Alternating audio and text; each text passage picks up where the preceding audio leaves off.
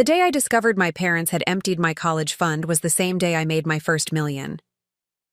They never knew that while they were transferring my future to my brother's hands, I was building an empire from my bedroom. Their betrayal taught me the most valuable lesson. Sometimes the people meant to believe in you become the reason you learn to believe in yourself. Before we jump back in, tell us where you're tuning in from, and if this story touches you, make sure you're subscribed, because tomorrow I've saved something extra special for you. The letter from Westfield University arrived on a Tuesday afternoon, the prestigious emblem gleaming in the corner of the envelope like a beacon of promise. I'd been waiting for this moment since I was 12 years old, when my calculus teacher first told me I had exceptional analytical abilities and should consider a future in finance. The acceptance packet felt heavier than paper should, weighted with possibility. My hands trembled slightly as I opened it, scanning past the congratulatory introduction to find the words I most needed to see. Full scholarship. But they weren't there. Instead, the financial aid section detailed a partial academic scholarship, covering only 30% of the $68,000 annual tuition. The remaining balance would need to come from family contribution or student loans. I wasn't worried, not yet. My parents had started my college fund the day I was born. For 18 years, they had reminded me of this fact whenever I achieved academic success. "We're so proud of you, Emma. This is exactly why we've been saving for your education since day one." The fund had been mentioned so often it had become almost mythical in my mind, the golden ticket that would transform my intellectual potential into professional reality. I tucked the acceptance letter into my backpack and headed downstairs, finding my parents at the kitchen table with my younger brother, Tyler. Spreadsheets and financial statements covered the surface between them. Their conversation halted abruptly when I entered. "It came," I announced, pulling out the acceptance letter. Westfield said yes. My mother's smile seemed strained. My father wouldn't meet my eyes. "That's wonderful, honey," Mom said, but her voice lacked the enthusiasm I'd expected for this milestone moment. "I got a partial scholarship, but I'll need to access the college fund for the rest," I continued, confused by their subdued reaction. "I should probably talk to the bank about transfer procedures for the fall semester."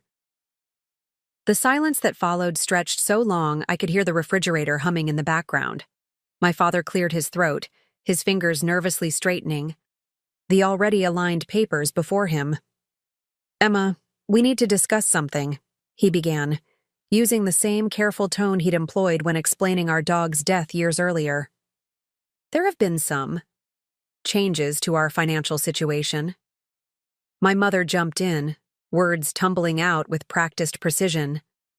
"Your brother has been accepted to Grayson Academy's specialized program for his learning differences. It's the best program in the country for students with his processing challenges." I glanced at Tyler, who stared down at his hands. At 15, he had struggled with dyslexia and ADHD throughout his school years, his academic journey a sharp contrast to my straight-A trajectory. "That's great," I said, genuinely happy for him. "But what does that have to do with my college fund?" My father's posture stiffened. "Grayson Academy costs $86,000 per year. Insurance covers nothing, as it's considered educational rather than medical. And the specialized program requires a 3-year commitment paid in advance." The implications started to take shape in my mind, but I pushed against them, unwilling to accept where this conversation was heading. "We've had to make some difficult decisions," my mother continued, her voice taking on the reasonable tone she used when mediating family disagreements. "Tyler needs this program. Without specialized intervention now, his future opportunities will be severely limited." "You used my college fund." The words emerged as a statement, not a question. The truth crystallized with cold clarity. "We had to reallocate resources based on need," my father confirmed, slipping into the corporate jargon he used at his management job. "Your brother requires specialized education to have any chance at college. You've already proven you can succeed in any environment. We know you'll understand, my mother added. You've always been our responsible one, our achiever. With your grades, you can get student loans and scholarships. Tyler doesn't have those options. I stood frozen, processing this revelation. 18 years of promised support, of celebrated achievements, of assured futures, evaporated in a single conversation. The entire fund? I asked, my voice unnaturally calm. Everything? My father nodded, relief crossing his face at my measured response. We've already transferred the full amount to secure Tyler's place. Classes start next month. I see. 2 words that contained an universe of hurt, betrayal, and sudden recalibration of reality. We're really proud of your acceptance to Westfield, my mother offered, as if pride could substitute for financial support. And we're sure you'll figure this out. You always do. There it was, the familiar refrain that had defined my childhood. Emma will figure it out. Emma doesn't need help. Emma always lands on her feet.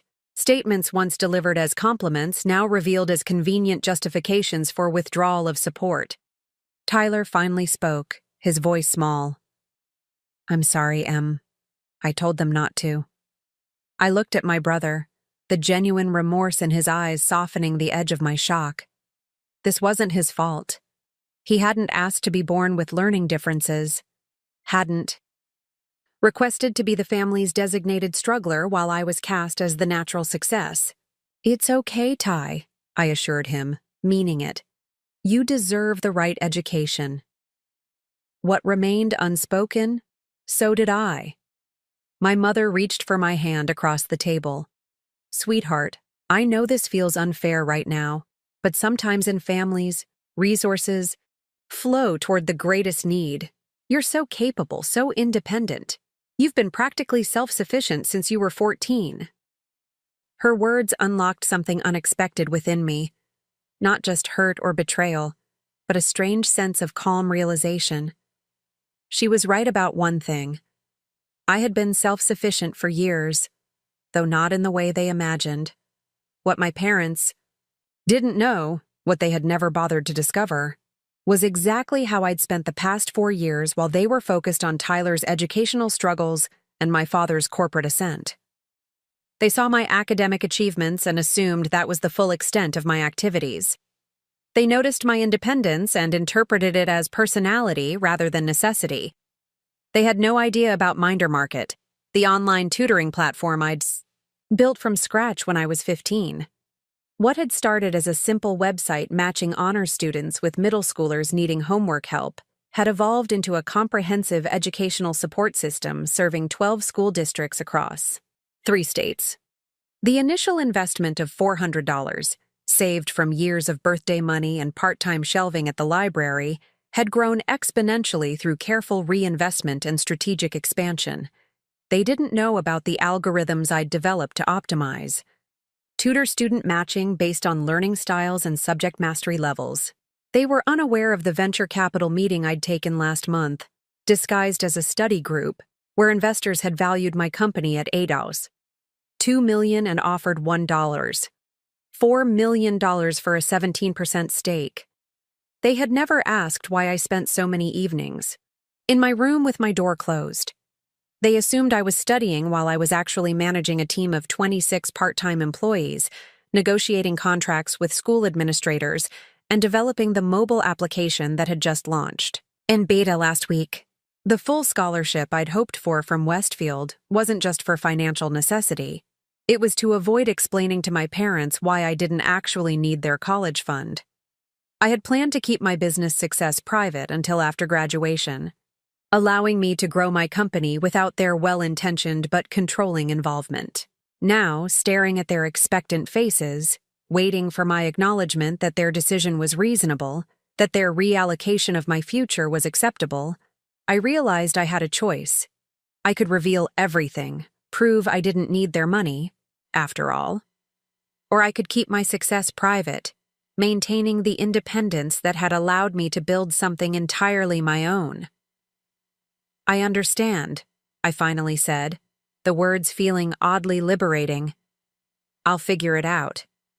My mother's shoulders relaxed visibly. My father nodded with approval at my maturity. They had expected resistance, tears, perhaps a teenage outburst. Instead, they received calm acceptance they mistook for acquiescence rather than recognizing it as strategic decision. "That's our girl," my father said, pride mixing with relief. "Always practical." I excused myself and returned to my room, closing the door quietly behind me. On my desk, my laptop displayed an email I'd received earlier but hadn't opened yet. Confirmation from my attorney that the venture capital agreement was ready for signatures. The subject line read, "Minder Market funding round finalized. $1, 4M ready for transfer." The irony wasn't lost on me. In the same moment my parents eliminated the financial support they had promised throughout my childhood, the business I'd built without their knowledge or assistance was about to deposit 20 times that amount into an account they didn't know existed. I opened the acceptance letter from Westfield again, reading the details more carefully now. The partial scholarship covered $2,400 annually, not insignificant, but leaving a substantial gap of $47,600 per year. Without the college fund, most students would be looking at crushing loan debt by graduation. My phone buzzed with a text from Layla, my best friend and the only person who knew about Minder Market. "Did you tell them yet about the VC deal?" she wrote. "No," I replied, "and I'm not going to. Things just got interesting at home." "What happened?" I considered how to explain the situation, finally settling on the simplest truth. They gave my college fund to Tyler, all of it. Layla's response was immediate and indignant, filled with explosive emoji and suggestions for confrontation. I appreciated her loyalty, but felt oddly detached from her outrage. The betrayal stung. Certainly, but beneath the initial hurt bloomed something unexpected, a sense of freedom and clarity. My parents' decision had inadvertently released me from the weight of meeting their expectations.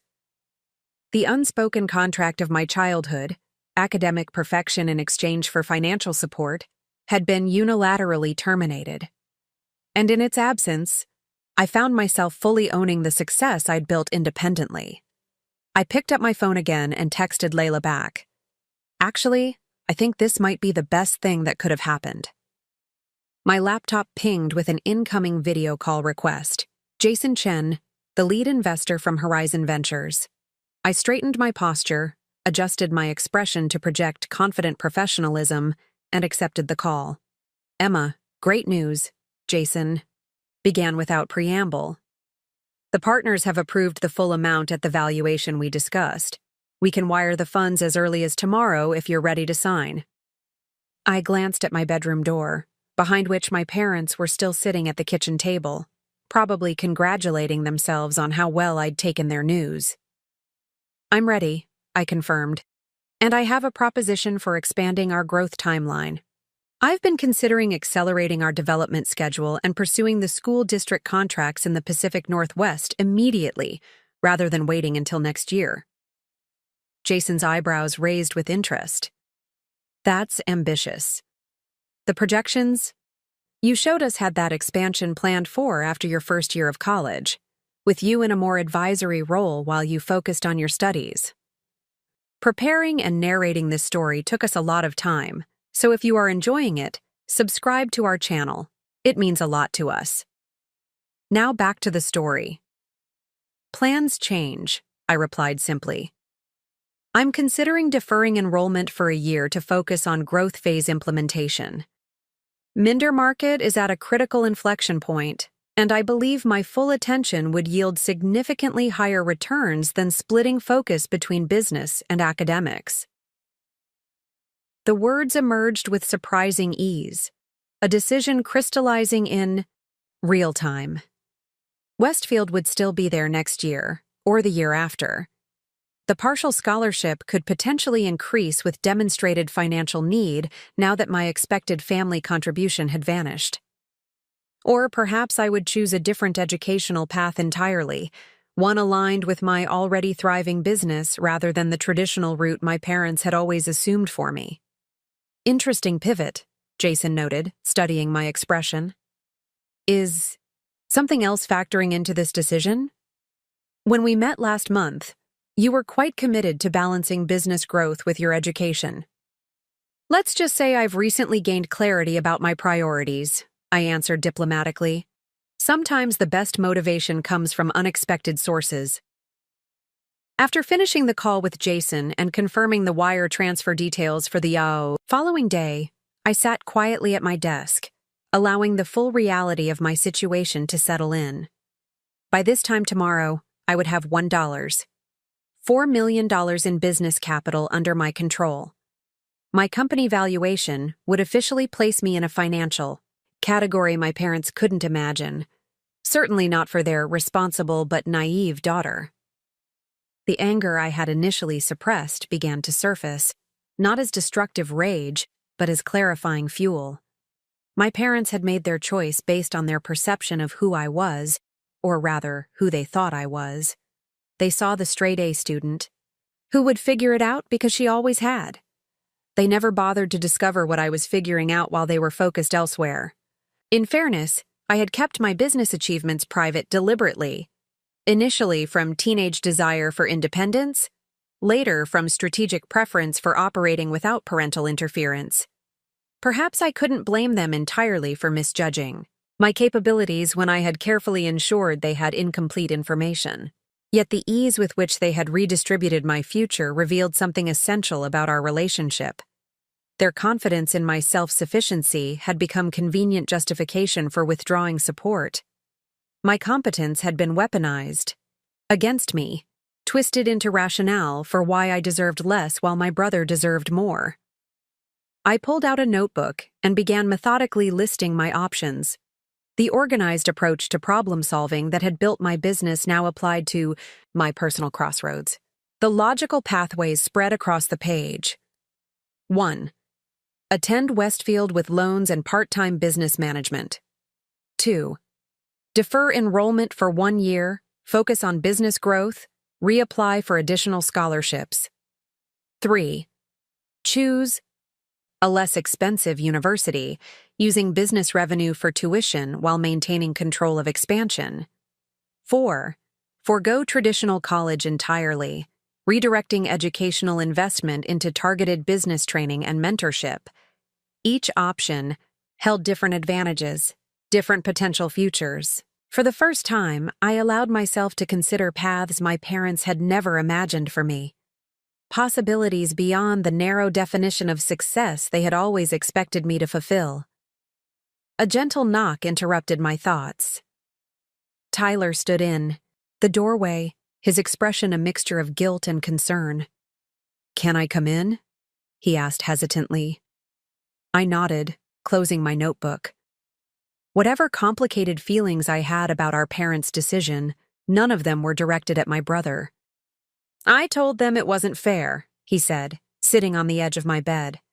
"I said I could go to public school for another year while they saved more money." "It's not your responsibility to fix this, Ty," I assured him. "Grayson Academy sounds like exactly what you need right now." "But what about what you need?" he persisted. "You've worked so hard for Westfield. It's not right that they just took your future and gave it to me." His phrasing struck me. Took your future. The words encapsulating exactly how it had felt in that moment of revelation. Yet somehow, hearing them from his mouth transformed my perspective.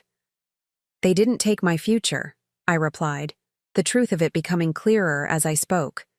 "They just took their version of my future. The actual future is still entirely mine."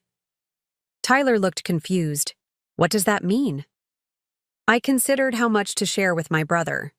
At 15, he was perceptive, but still navigated the world with the straightforward trust of someone whose parents had always advocated fiercely on his behalf. Unlike me, He had never needed to develop the independence born from being overlooked. "It means I have options they don't know about," I said carefully. "I'll be fine, Ty. Better than fine, actually." He studied my face with the particular intensity that was uniquely his. Beneath his learning challenges lay an emotional intelligence that often surprised people who underestimated him. "You've got something going on," he observed. "Something big that Mom and Dad don't know about." I smiled slightly. "Maybe." "Is it legal?" he asked, only half joking. My laugh was genuine. "Completely legal. Just private." He nodded, slowly accepting this boundary without further questioning. "Will you tell me someday?" "Someday soon," I promised, "when everything's settled." After Tyler left, I returned to my notebook, the options I'd listed earlier now appearing incomplete. There was another pathway emerging, one that addressed both the practical realities of my situation and the emotional complexities of my family relationships. I opened my laptop and began researching apartment rentals near the Horizon Ventures offices. If I was going to commit fully to business development for the next year, proximity to my investors and advisors would be strategically advantageous. The thought of moving out, of establishing independence not just financially but physically, sparked both anxiety and exhilaration. My phone buzzed with an email notification from Westfield's admissions office, responding to a deferment inquiry I didn't remember sending. Confused, I opened the message to find they were confirming receipt of my deferment request due to extraordinary entrepreneurial opportunity and would hold my partial scholarship for the following academic year. A second email arrived moments later, this one from Layla. "I hope you don't mind, but I took the liberty of drafting a deferment request using that template we created for Jennifer's gap year application. Figured you might need options while processing your parents' betrayal. Feel free to follow up with Westfield if you want to pursue a different path. Love you either way." I smiled at my friend's presumptuousness and surprising accuracy. She had anticipated exactly the direction my thoughts were heading, removing one administrative obstacle before I'd even articulated my plan. The path forward was beginning to crystallize, not with the clarity of certainty, but with the tentative shape of possibility. I would sign the venture capital agreement tomorrow. I would accelerate Minder Market's expansion timeline. I would find an apartment near the business district. I would defer college for at least 1 year. And through it all, I would maintain the privacy of my success, allowing my parents to believe I was simply figuring it out as they expected. Not from spite or secrecy, but from the growing recognition that the greatest freedom lay in being underestimated, in building something extraordinary while others assumed you were merely coping. The last light of evening faded outside my window as I finalized my plans, a strange sense of gratitude gradually replacing my initial hurt. My parents' decision, intended to solve one problem, had inadvertently liberated me from the constraints of their expectations. In redistributing resources toward my brother's needs, they had unwittingly given me something far more valuable than a college fund: the absolute freedom to define success entirely on my own terms. Tomorrow would begin, the first day of my independent life. Tomorrow, I would become a millionaire while my parents believed I was scrambling for student loans. Tomorrow, the future they thought they had redirected would reveal itself as a path I had already been paving, brick by meticulous brick, while they were looking elsewhere. I closed my notebook, a sense of calm purpose replacing the turmoil of earlier hours. The day had begun with betrayal but would end with determination. My parents gave my college fund to my brother. They had no idea I'd been building a fortune behind their backs. And for now, that would remain exactly how I wanted it. The signature on the venture capital agreement felt like more than a business transaction. It was a declaration of independence. Sitting in the glass-walled conference room at Horizon Ventures, surrounded by investors twice my age in tailored suits, I maintained the composed demeanor I'd cultivated through dozens of virtual pitches and strategy sessions.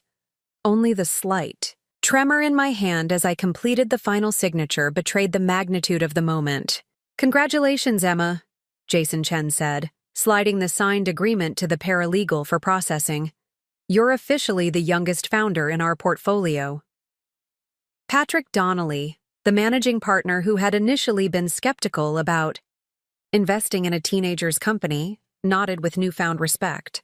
"The wire transfer will be completed by end of business today.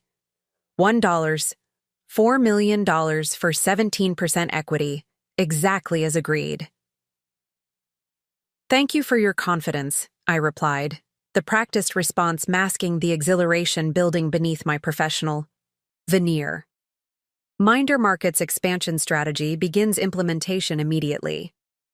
The remainder of the meeting passed in a blur of projected timelines, milestone expectations, and governance protocols.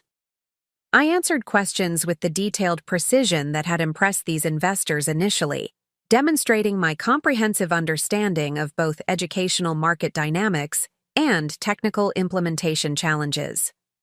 By the time we concluded, even Patrick's earlier reservations seemed fully resolved. "Your parents must be extraordinarily proud," he commented as we gathered our materials. "Not many teenagers build seven-figure companies from their bedrooms." The question momentarily caught me off guard. Throughout the negotiation process, I had skillfully avoided discussing my age or family situation, focusing exclusively on business metrics and growth projections. The investors knew I was young. My ID verification for the banking documents had confirmed that. But I had carefully maintained an ambiguous narrative around my personal circumstances. "My family situation is complicated," I answered diplomatically. "Minder Market has been a primarily independent venture." Jason gave Patrick a subtle look that suggested this topic had already been privately discussed. "Emma's demonstrated remarkable self-sufficiency," he interjected smoothly. "That's precisely what impressed our investment committee." I offered a grateful nod to Jason as we exited the conference room. In our preliminary discussions, I had shared just enough about my circumstances for him to understand my desire for operational independence without revealing the full complexity of my family dynamics. "We've arranged temporary access to our incubator space while you secure permanent offices," Jason explained as he walked me through Horizon's sleek headquarters. "Full administrative support, meeting rooms when needed, and our technical team available for consultation should help with the transition." The transition he referenced extended beyond business infrastructure to personal circumstances he couldn't fully comprehend. In the 24 hours since discovering my parents had emptied my college fund, I had set in motion plans that would completely transform my life trajectory. The apartment I had researched last night had already been secured with a deposit this morning. A one-bedroom unit in the business district, available for immediate occupancy thanks to an expedited application and 3 months' rent paid up front from my existing business account. "That's extremely helpful," I acknowledged. "I expect to be fully operational from independent office space within 60 days, but the incubator will facilitate immediate scaling." As we reached the building lobby, Jason hesitated before offering a final observation. "You know, most founders we back take at least a few days to celebrate before diving into implementation. Maybe consider giving yourself an evening to appreciate this milestone." 18 and securing seven-figure funding is genuinely extraordinary. His suggestion, while well-intentioned, revealed the gap between his perception of my circumstances and reality. He assumed I had the luxury of celebration, of pausing to acknowledge achievement before moving forward. He couldn't understand the urgency driving my acceleration, not just business opportunity, but personal necessity.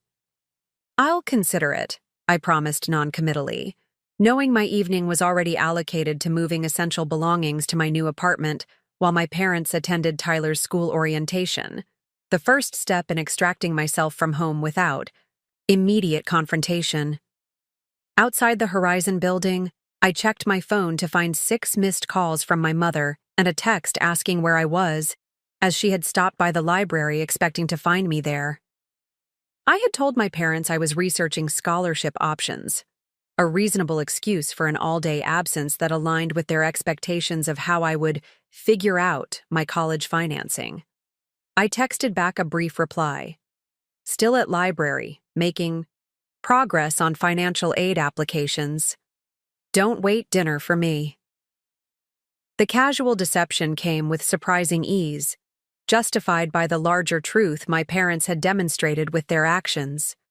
They considered me capable of handling my own affairs, so I was simply fulfilling their expectations in ways they couldn't anticipate. Instead of returning home, I directed my rideshare to the address that would become my new residence, a modern apartment building called the Meridian, selected specifically for its proximity to both the business district and the university I might eventually attend. The studio apartment on the 12th floor was smaller than my bedroom at home, but represented something infinitely more valuable, space that was entirely mine, secured through my own resources, subject to no one's authority, but my own. The leasing agent who met me in the lobby seemed momentarily surprised by my youth, but processed my paperwork efficiently after confirming my business credentials and bank verification. The financial documentation I provided, showing Minder Market's consistent revenue stream and the substantial business account in my name, overcame any hesitation about renting to an 18-year-old. "Everything seems in order, Ms. Blackwood," she confirmed, handing me 2 sets of keys and an electronic fob for building access. "Your unit is fully furnished as requested.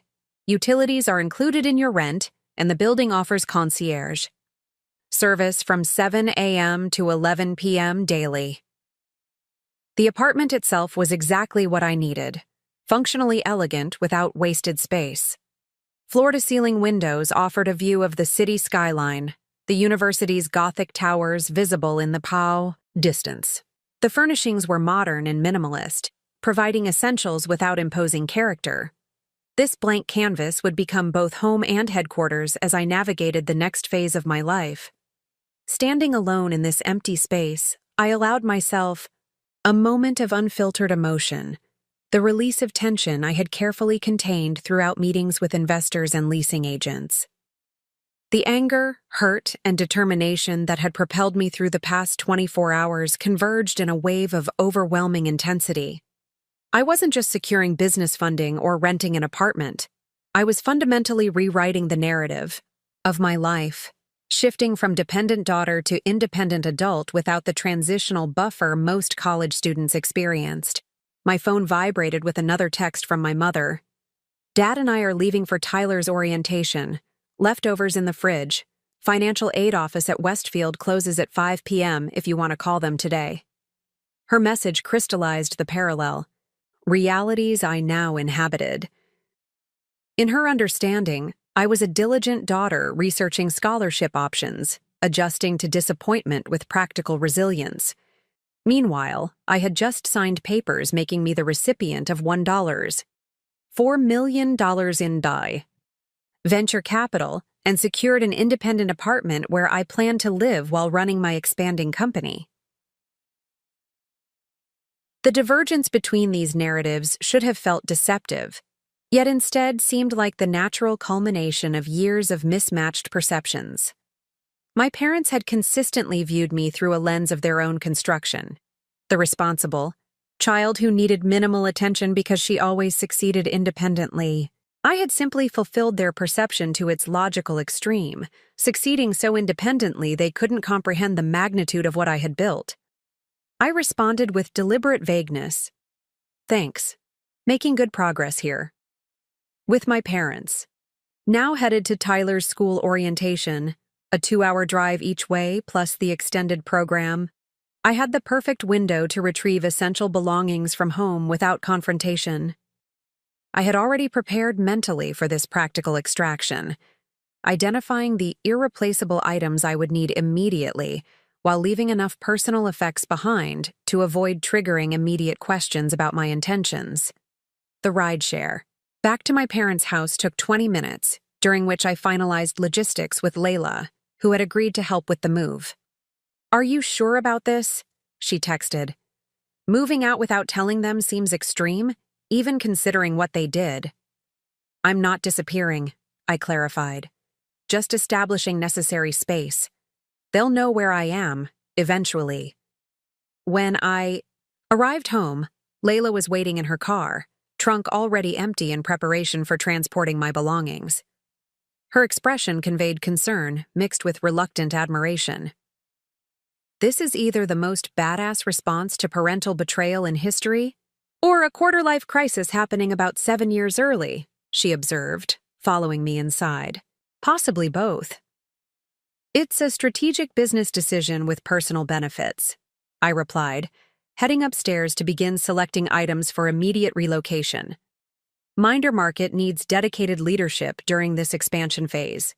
The venture capital timeline doesn't accommodate family drama. Layla raised an eyebrow. Right.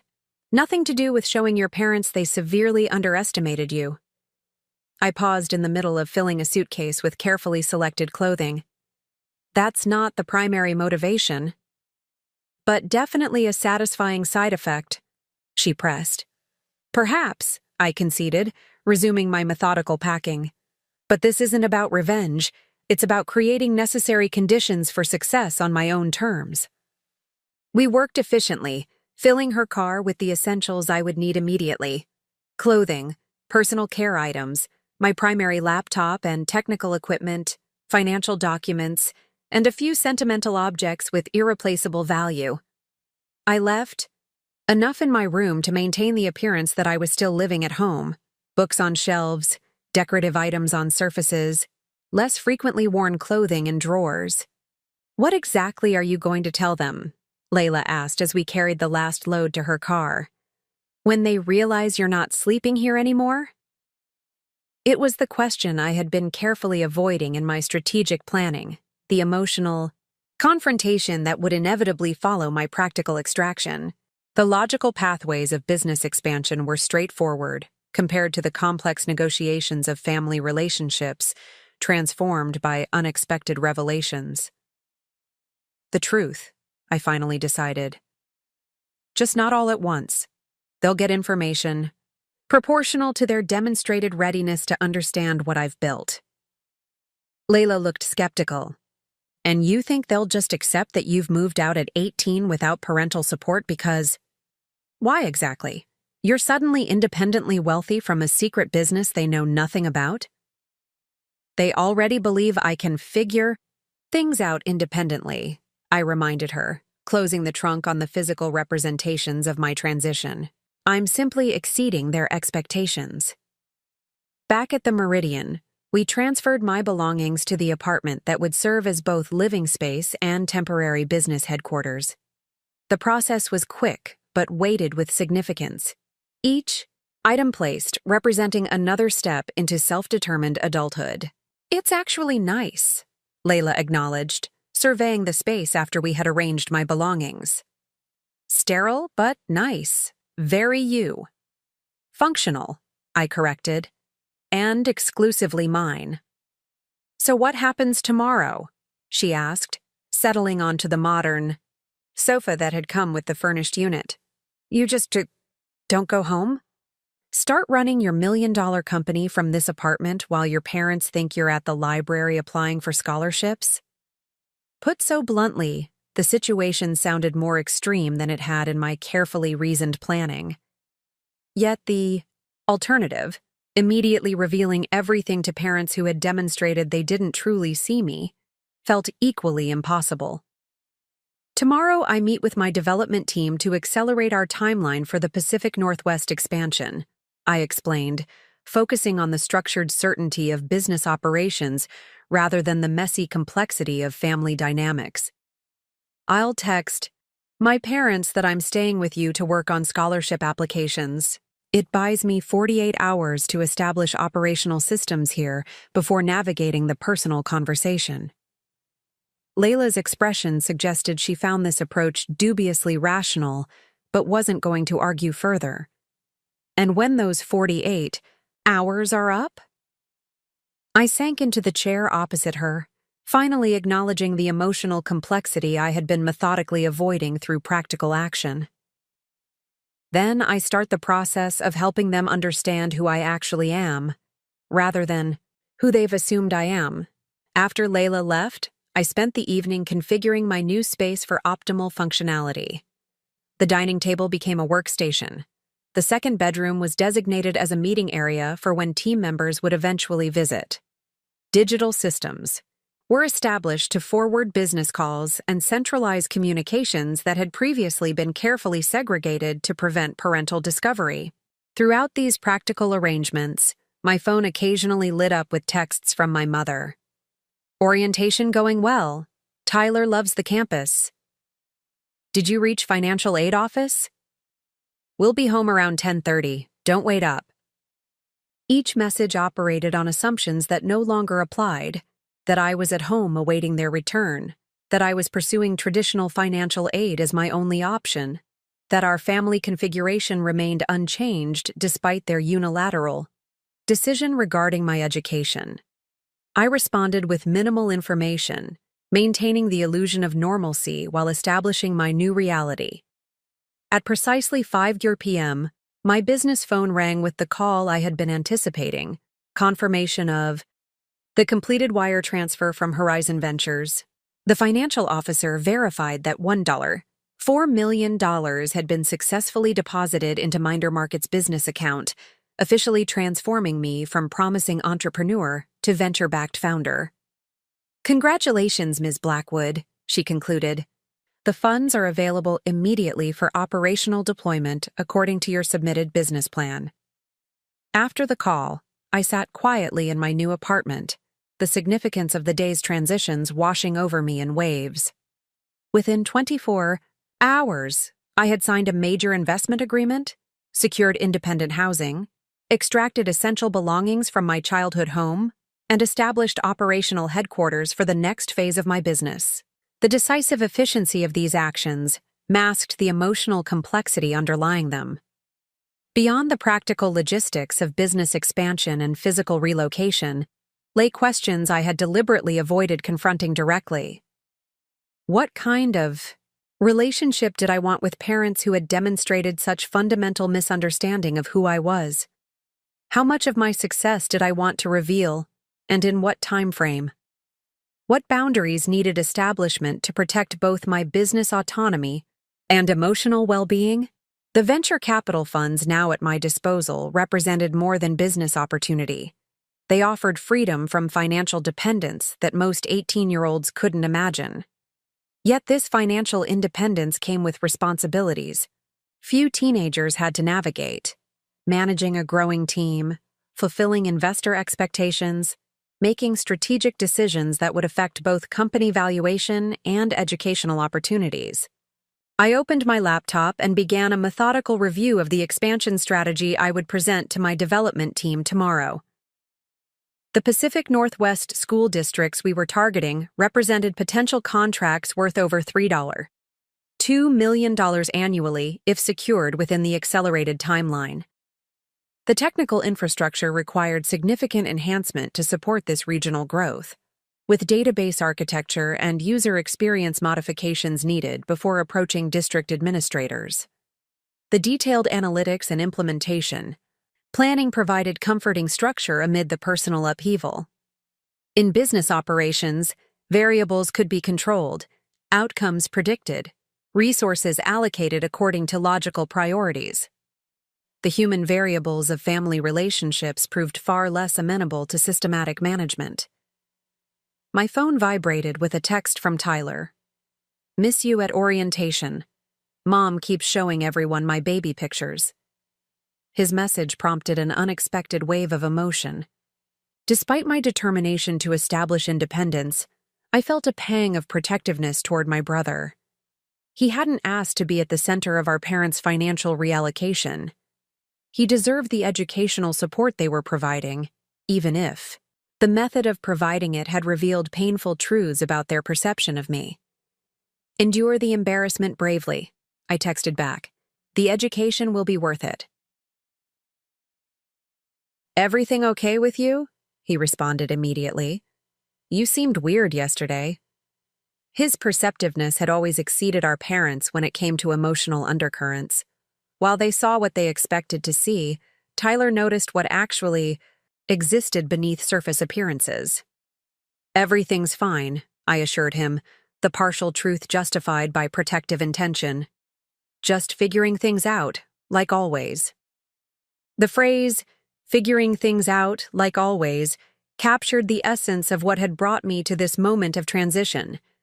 My parents had consistently relied on my capacity to handle challenges independently, never questioning what that independence might eventually produce. They had reinforced self-sufficiency as my defining characteristic, without considering where that trait might ultimately lead. Now, sitting in an apartment secured through resources they didn't know I possessed, preparing to lead a company they didn't know I had built, I was figuring things out on a scale they couldn't comprehend. Their decision regarding my college fund had simply accelerated a process of separation that had been developing since I first recognized the power of being underestimated. As evening deepened into night, I finalized my presentation for tomorrow's team meeting and configured the apartment for optimal work functionality. The venture capital would enable hiring key positions I had previously handled myself, expanding technical infrastructure beyond what bootstrap funding had allowed, and implementing marketing strategies targeted specifically at educational administrators with district-level purchasing authority. The accelerated implementation timeline would require intense focus over the coming weeks, exactly the immersive distraction I needed while navigating the personal transitions occurring simultaneously. Business growth provided measurable progress, clear objectives, defined success metrics. The reconstruction of family relationships offered no such structural clarity. At 10:45 p.m., my mother texted again, "Home now." "You're already asleep? We'll talk in the morning about financial aid options." I responded with calculated ambiguity. "Don't worry about me. I've figured out my next steps. We can talk later." The message wasn't technically dishonest. I had, indeed, figured out my next steps, just not the ones she imagined. We would definitely talk later, though the conversation would unfold quite differently than she anticipated. As I prepared for sleep in my new apartment, I reflected on the extraordinary contrast between my circumstances 24 hours ago and now. Yesterday, I had been a teenager whose college fund had been unexpectedly reallocated, facing apparent financial obstacles to the education I had worked toward for years. Today, I was a venture-backed founder with $4 million in growth capital, living independently in a downtown apartment, preparing to lead my company through significant expansion. The transformation wasn't as sudden as it appeared. The foundation had been built methodically over 4 years of strategic development, careful reinvestment, and protected independence. What had changed was not my capacity or circumstances, but their visibility. The private success I had cultivated behind closed doors was beginning its emergence into observable reality. Tomorrow would bring the first team meeting in my new capacity as venture-backed CEO rather than bootstrap founder. Tomorrow would initiate the expansion strategy that would transform Minder Market from regional educational support platform to national learning infrastructure.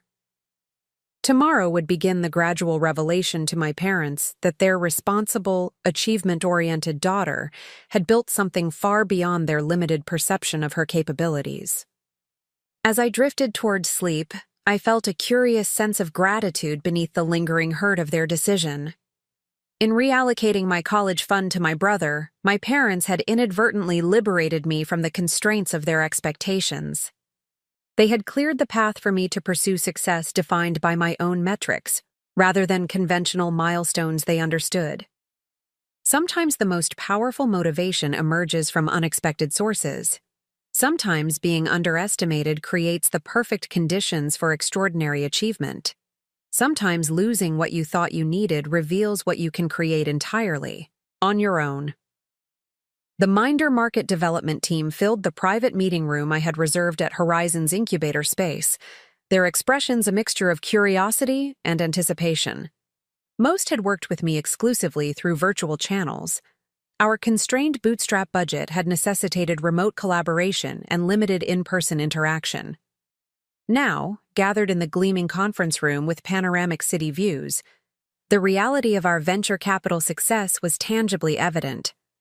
"Thank you all for coming on such short notice," I began, standing at the head of the polished table that reflected the morning light. "As you know, Horizon Ventures has completed their investment, with funds already accessible for immediate operational deployment." I displayed the expansion strategy on the room's presentation screen, the ambitious timeline prompting several raised eyebrows among the senior developers. The acceleration represented significant compression of our original roadmap, condensing 18 months of projected growth into a 6-month implementation window.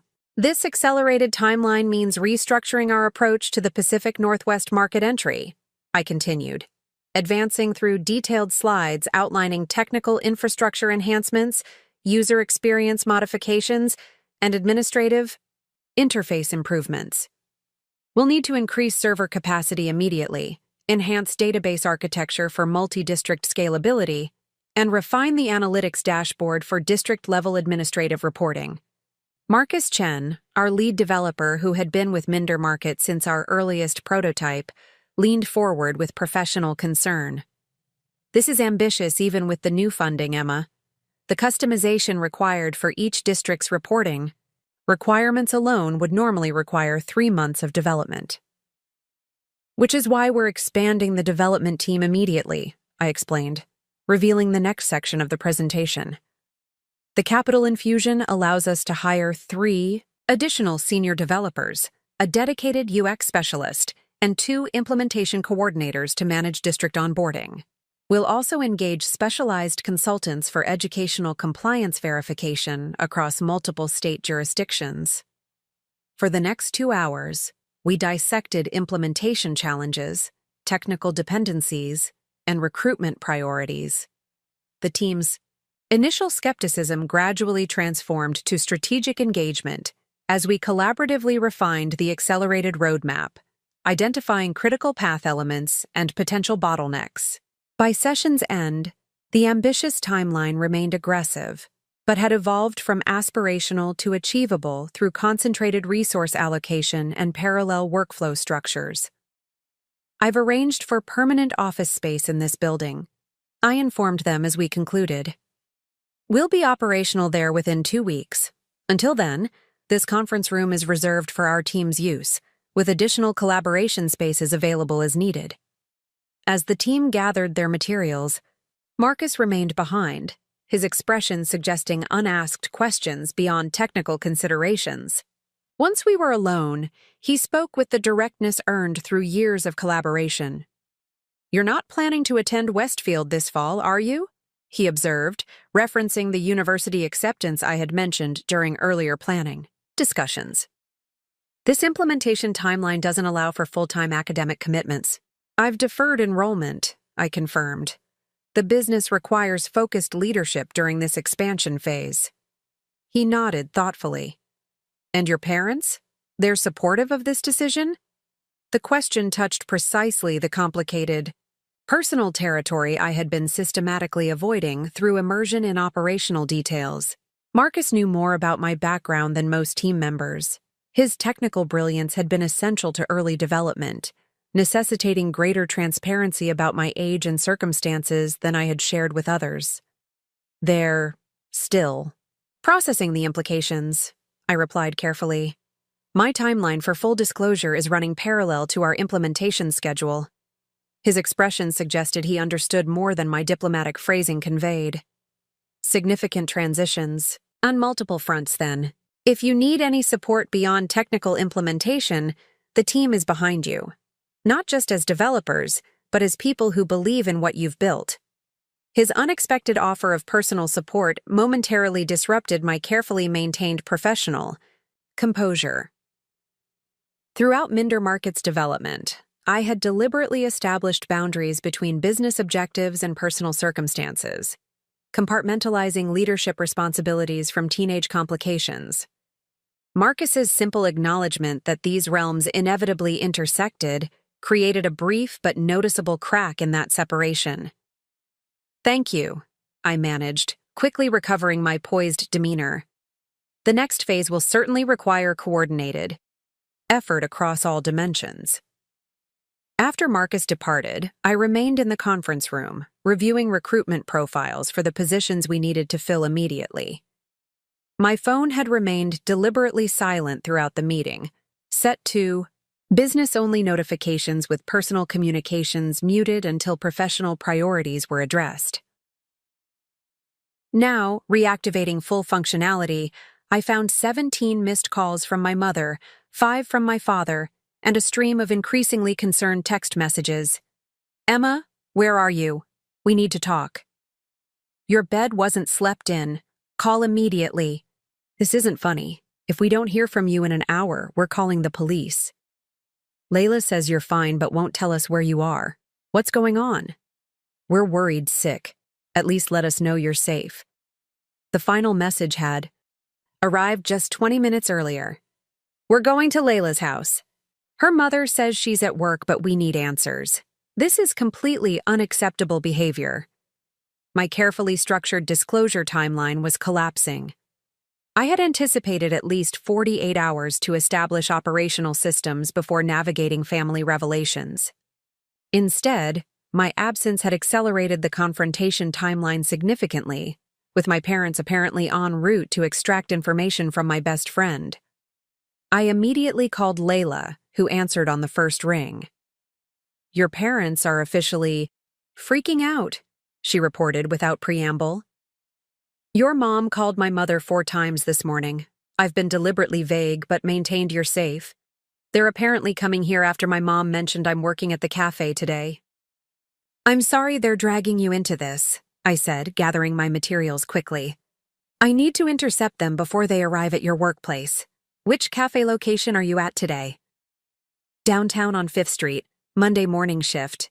I'll be there in 15 minutes, I promised. Say nothing specific until I arrive."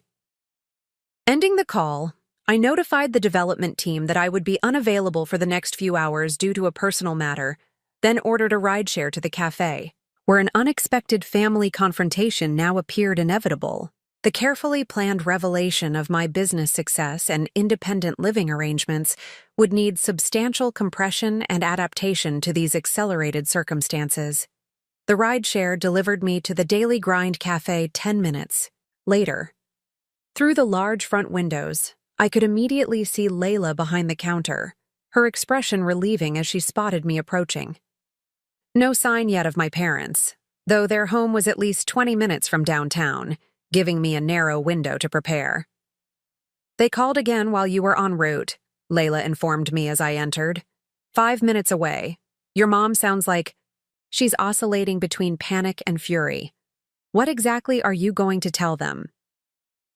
Enough for them to understand the immediate situation without overwhelming them with full disclosure, I decided, selecting a corner table with strategic positioning, visible from the entrance but offering sufficient privacy for difficult conversation. They need to know I'm safe, financially stable, and living independently. The complete business details can follow when they've processed those fundamental facts. "So you're just going to casually mention you're secretly a tech CEO living in your own apartment at 18? Layla summarized skeptically while preparing coffee I hadn't ordered but apparently recognized I needed.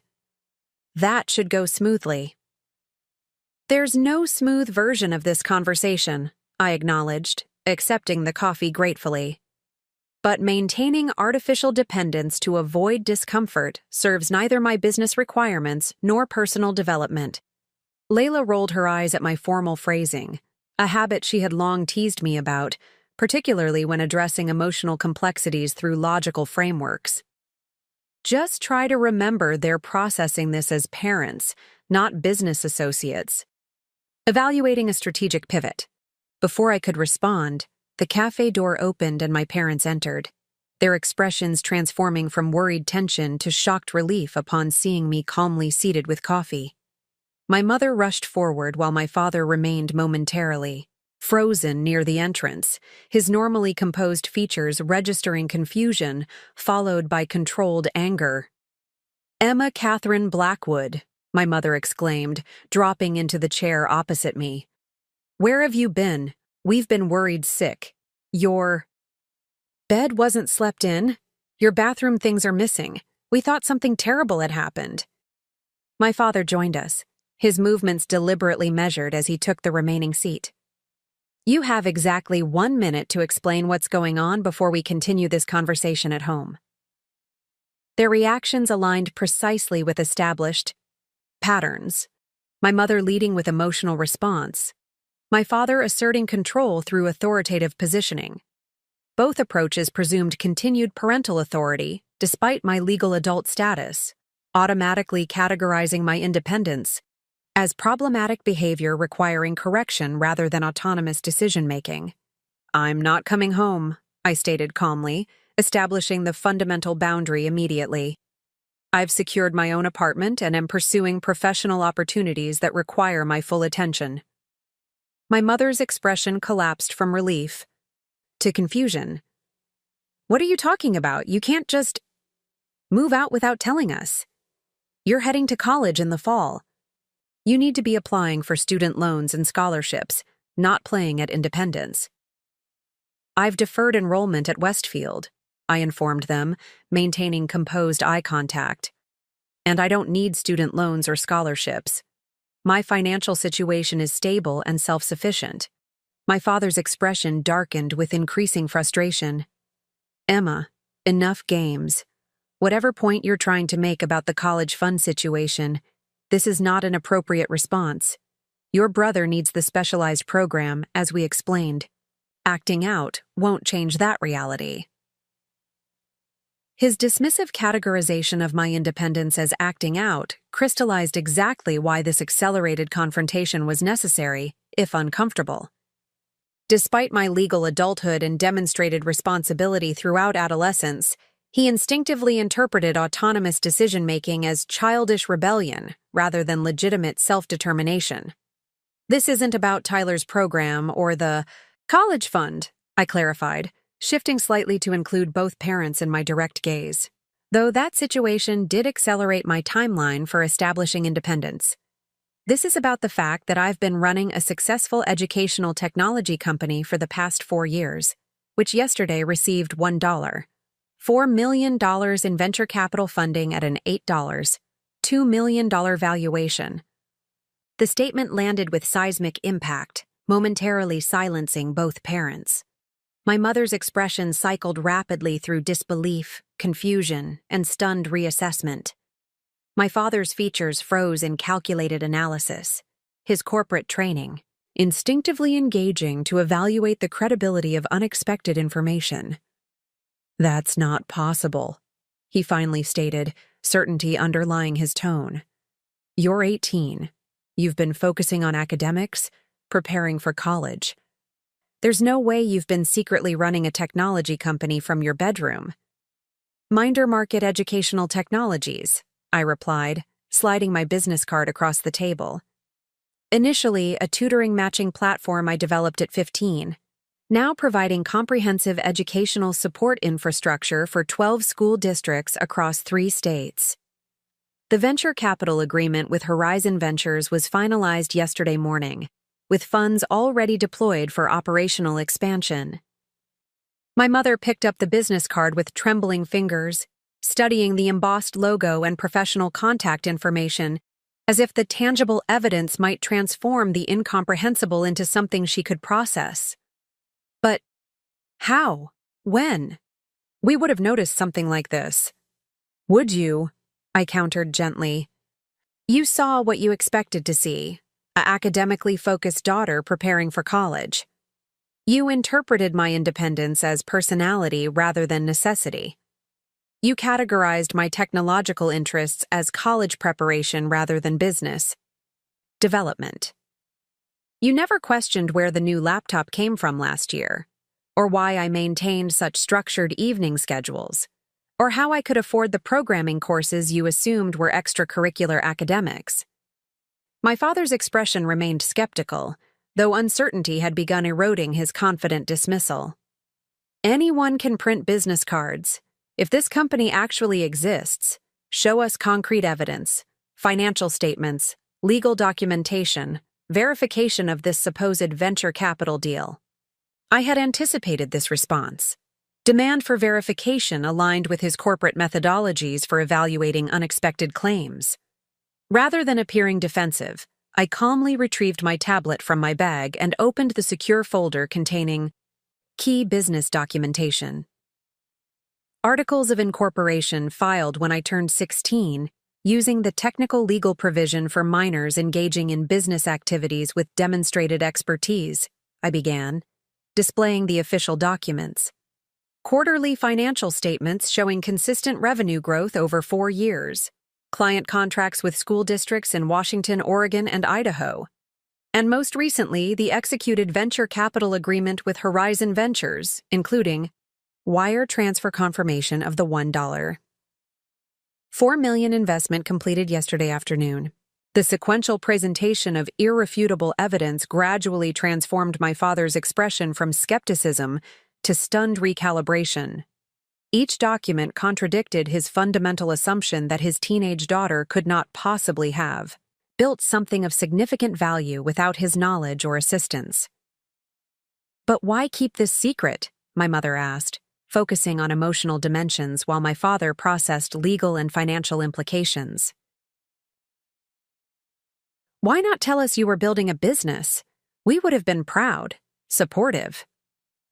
The question revealed the essential disconnect between their perception and reality, the assumption that their discovery of my activities would have resulted in simple pride and support rather than attempted control, redirection, or appropriation of decision-making.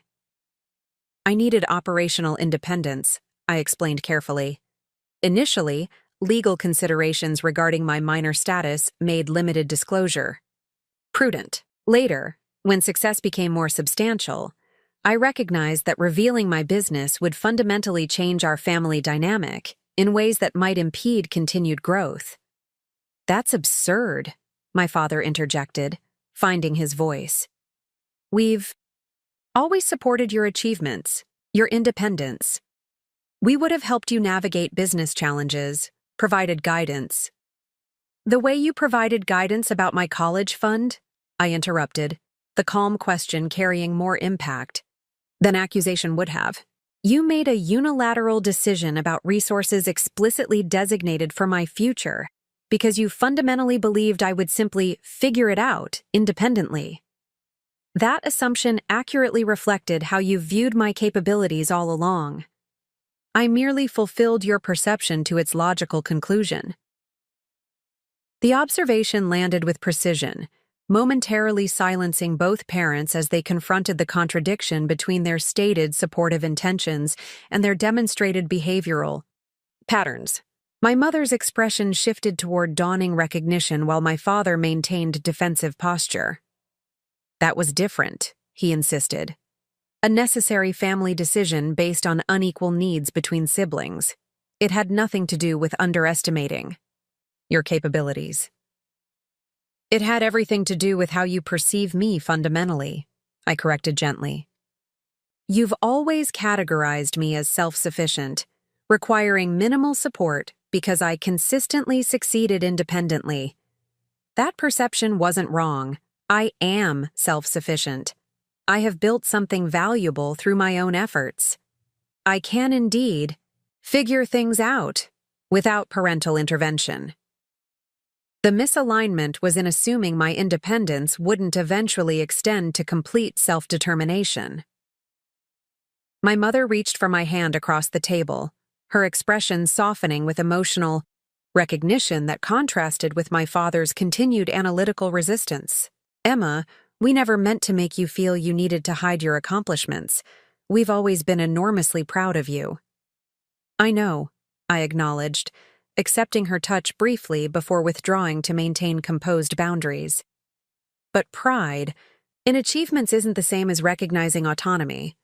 You've been proud of my academic success, my responsible nature, my problem-solving abilities. Those were qualities that reflected well on your parenting while remaining within expected parameters for teenage accomplishment. Minder market represents something categorically different: achievement outside parental oversight or established pathways." My father leaned forward, business instincts apparently overriding parental confusion as he processed the financial implications of what I had revealed. 8.2 million valuation for an educational technology platform developed by a teenager? These investors clearly don't understand the market dynamics if they're throwing that kind of money at an untested concept. His automatic dismissal of my company's value, reducing 4 years of methodical development and demonstrated market success to an untested concept, highlighted exactly why independent operation had been necessary. His corporate lens automatically categorized my business through diminishing parameters rather than engaging with its demonstrated metrics. Horizon Ventures completed extensive market analysis and financial due diligence before offering investment, I replied evenly. Minder Market's existing contracts generate consistent annual revenue with 42% margins, and our proprietary matching algorithms have demonstrated 28% improvement in educational outcomes across implemented districts. The valuation reflects verified performance metrics, not speculative potential. My precise command of business terminology and performance indicators momentarily disoriented him. This language belonged to boardrooms and executive meetings, not family discussions with teenage daughters. The cognitive dissonance was evident in his expression as he struggled to reconcile the professionally articulate CEO before him with the academically successful daughter he thought he understood. I still don't understand why you felt you needed to leave home without telling us, my mother interjected, redirecting toward emotional rather than financial considerations. Regardless of this business situation, we're your parents. You can't just disappear overnight. The accelerated business timeline following venture investment requires dedicated focus and operational independence, I explained. Living independently eliminates unnecessary complications while facilitating optimal work conditions. Additionally, my apartment's proximity to both the business district and eventually Westfield creates strategic advantages for long-term planning. My deliberately professional phrasing maintained emotional distance while conveying practical rationale. The truth, that their decision regarding my college fund had crystallized the necessity for complete independence, remained tacitly present but diplomatically unexpressed. So you've just moved out? Without discussion or planning? My father's tone suggested he was still processing this fundamental shift in family configuration. Where exactly are you living? How are you managing practical considerations, like transportation, household management, security? The questions revealed his instinctive reversion to logistical details he could potentially control rather than engaging with the core reality of my autonomous decision-making.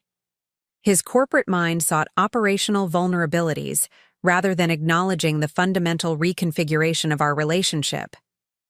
I've secured a furnished apartment at the Meridian, I replied, referencing the upscale downtown building whose reputation would register immediately. All practical considerations have been addressed through careful planning and resource allocation. My relocation was executed efficiently with Layla's assistance. At the mention of her name, all three of us glanced toward the counter where Layla was pretending not to eavesdrop while wiping the same spot repeatedly. She offered an awkward wave before retreating to the back room, providing additional privacy for our increasingly complex conversation.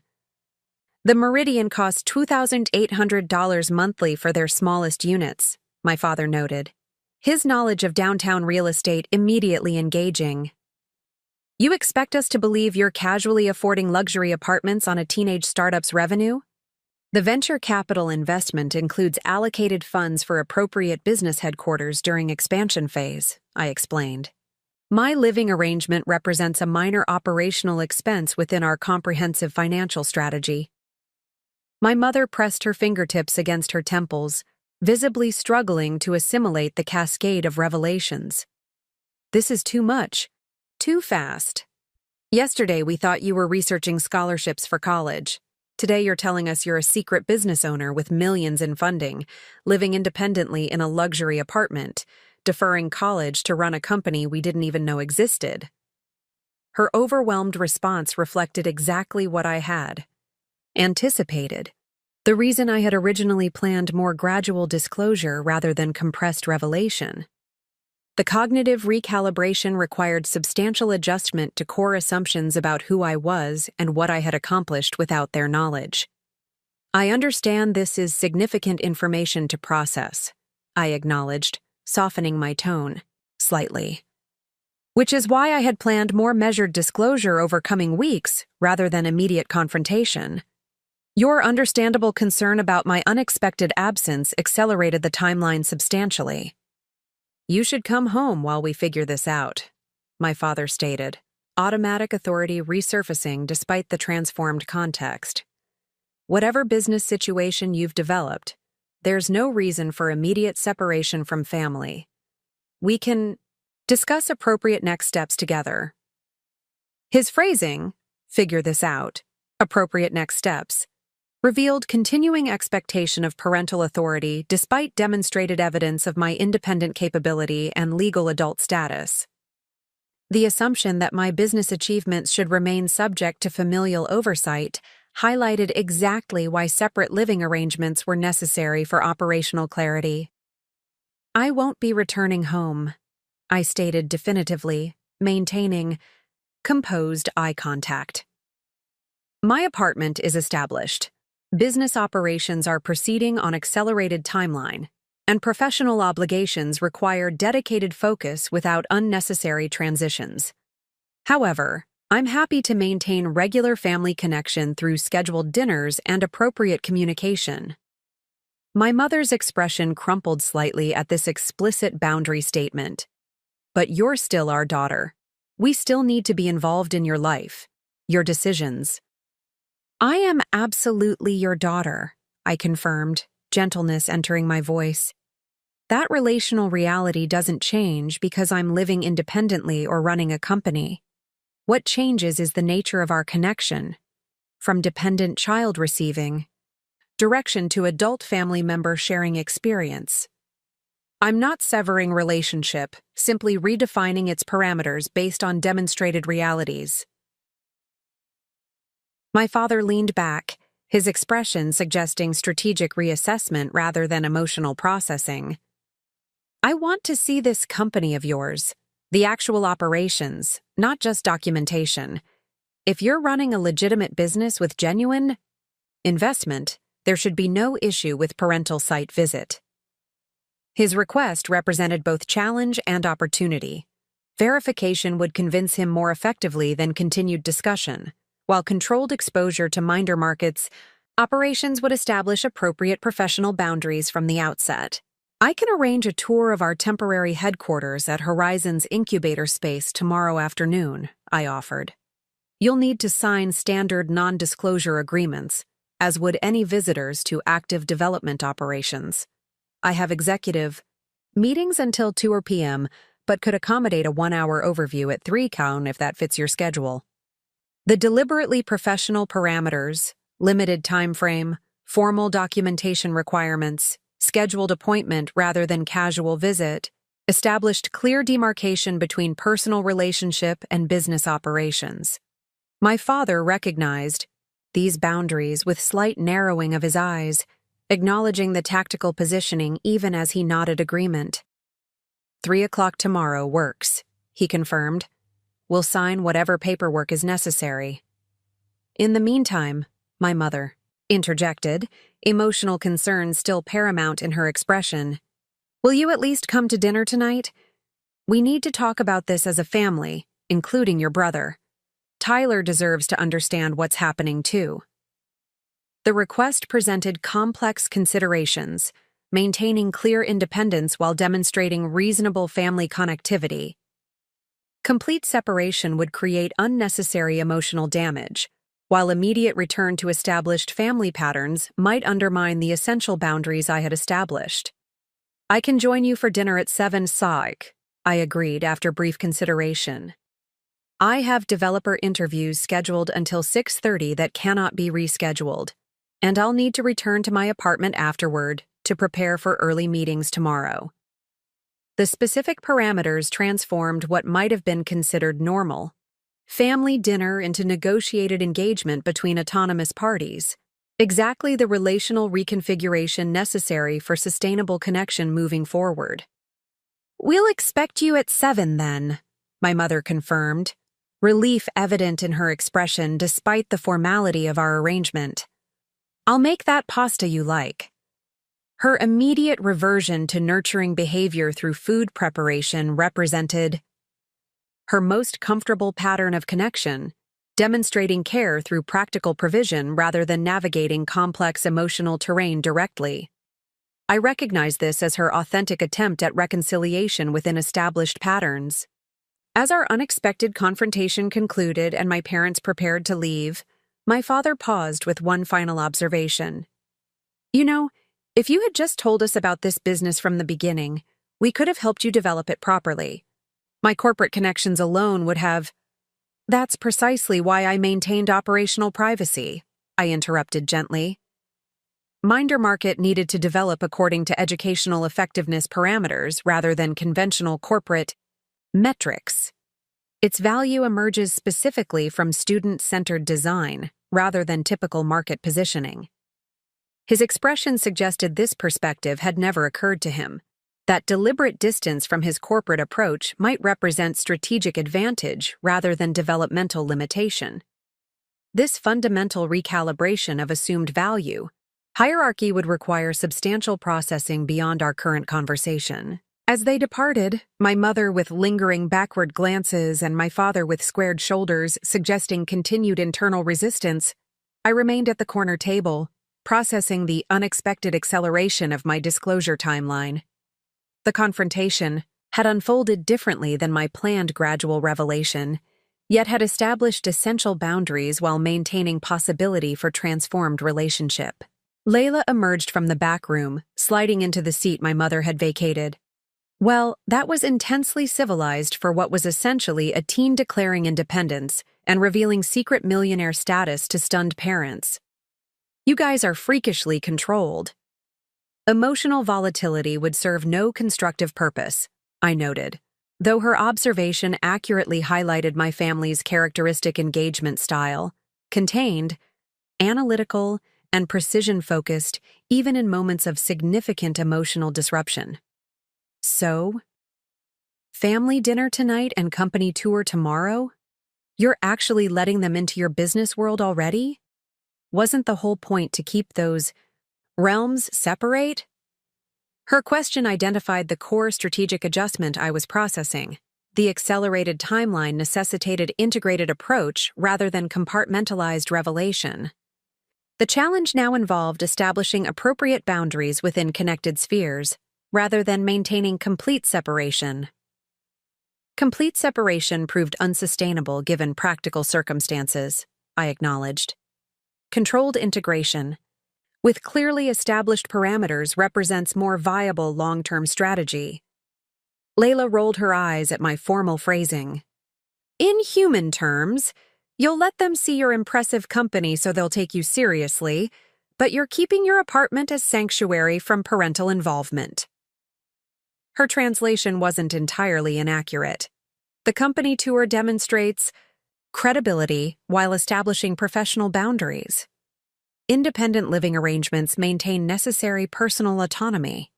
Both support sustainable redefinition of family relationship within adult parameters. As I prepared to leave for my afternoon developer interviews, I reflected on the unexpected confrontation's outcomes. The accelerated revelation had compressed months of gradual disclosure into a single intense conversation, creating immediate cognitive dissonance for my parents as they struggled to reconcile their perception of their academically successful daughter with the reality of the business leader I had become without their knowledge. The path forward would require careful navigation, maintaining professional boundaries while rebuilding family connection on transformed terms. Yet beneath the pragmatic considerations lay unexpected emotional recognition. Despite the hurt of their decision regarding my college fund, I did not wish to sever family bonds completely. The challenge would be establishing relationship parameters that honored both my demonstrated independence and our genuine connection. My parents had unintentionally created the very conditions that accelerated my full professional emergence. Their reallocation of my college fund had catalyzed the transformation from private entrepreneur to public business leader, from dependent daughter to independent adult. The ultimate irony lay in this unintended consequence. In pushing me to figure it out on my own, they had created space for me to reveal just how completely I already had. The afternoon passed in a blur of developer interviews, each candidate evaluated against exacting technical specifications and cultural alignment criteria. By 6:15, I had completed 5 consecutive assessments, identifying 2 senior developers with implementation experience directly relevant to our Pacific Northwest expansion. The venture capital infusion allowed for competitive salary offers, transforming Minder Market's recruitment capacity from tenuous startup potential to established company certainty. As I prepared to leave for family dinner, Marcus stopped by, the conference room with a tablet displaying preliminary wireframes for the district administrator dashboard modifications. The team's made significant progress today, he reported, sliding the device across the table. We've restructured the analytics visualization to accommodate multi-district comparative metrics while maintaining individual district privacy protocols. The design elegantly solved one of our core expansion challenges, providing valuable cross-district performance insights while respecting contractual data isolation requirements. The solution represented exactly the kind of innovative problem-solving that had differentiated Minder Market from corporate educational platforms developed without deep understanding of school district operational realities. This is excellent work, I acknowledged, examining the interface details. The granular permission controls particularly address Superintendent Wallace's concerns from the Oregon implementation. The team's motivated by the expansion timeline, Marcus noted. Everyone recognizes the opportunity these venture resources represent. He hesitated briefly before adding, "How did things go with your parents this morning? Operational boundaries established successfully?" His question reflected the unavoidable intersection of personal and professional domains I was navigating. My accelerated disclosure to my parents indirectly affected company operations through potential disruption of leadership focus. Marcus's interest represented legitimate business concern rather than inappropriate personal curiosity. Initial boundaries established, I confirmed. They're scheduled for limited headquarters tour tomorrow afternoon. Standard visitor protocols and confidentiality agreements will apply. I've arranged for the product development presentation to be ready for visitor overview, he assured me. Comprehensive enough to demonstrate legitimacy while protecting proprietary technical specifications. His proactive preparation highlighted why Marcus had been invaluable throughout Minder Market's development. He consistently anticipated requirements beyond explicit instruction, addressing potential complications before they manifested. This capacity would become increasingly important as our organization expanded beyond my direct oversight of every operational element.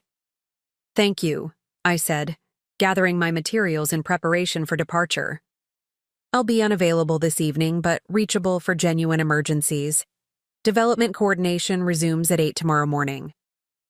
Outside Horizons building, I ordered a rideshare to my parents' house, using the 20-minute journey to transition.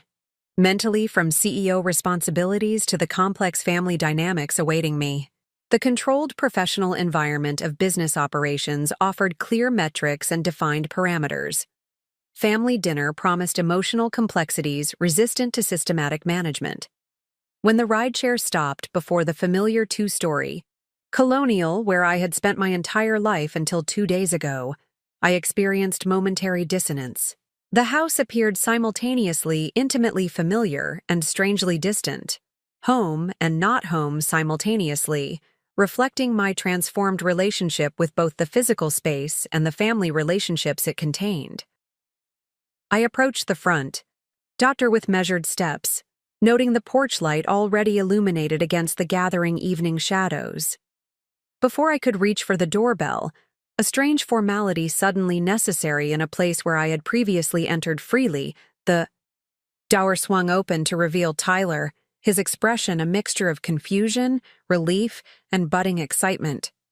"You're actually here," he observed, momentarily blocking the entrance as if uncertain whether to embrace me or maintain cautious distance. "Mom's been stress cooking for hours. Dad's been making business calls in his office.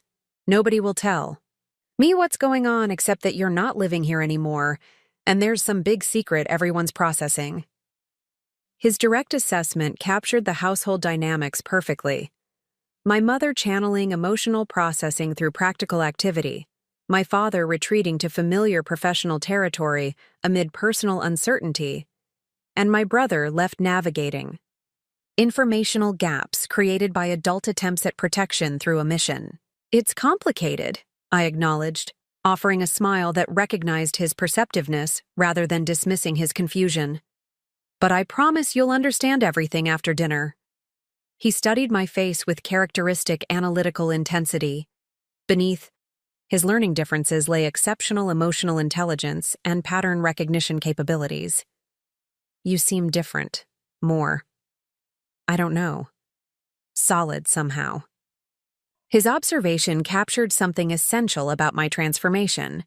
Not just external circumstances, but internal integration had shifted, aligning my public persona more completely with my private capabilities.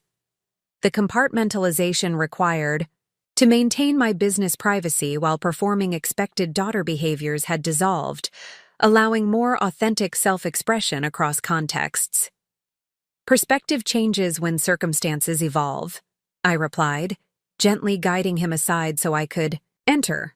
"Sometimes becoming who you actually are feels more solid than maintaining who others expect you to be." He nodded slowly, processing this concept with his characteristic thoughtfulness. "That makes sense. Like when my ADHD diagnosis finally explained why school was always harder for me than everyone else.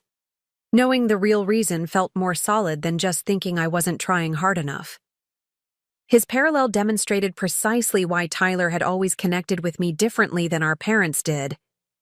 Beneath surface differences in academic performance and learning styles, we shared fundamental experience of navigating expectations that didn't align with our authentic capabilities. His challenges had been visible and externally addressed. Mine had been invisible and internally managed, but both required reconciliation between perception and reality. We moved toward the dining room, where my mother was arranging place settings with meticulous attention that betrayed her nervous energy. She looked up as we entered, her expression shifting rapidly from apprehension to forced brightness. "Emma, right on time," she exclaimed, smoothing her already perfect table linen. "I made pesto pasta with those sun-dried tomatoes you like, and garlic bread, and salad with the raspberry vinaigrette. And I thought maybe tiramisu for dessert since you always—" "Mom," I interrupted gently, recognizing her spiral into excessive nurturing as anxiety response. "The food looks wonderful.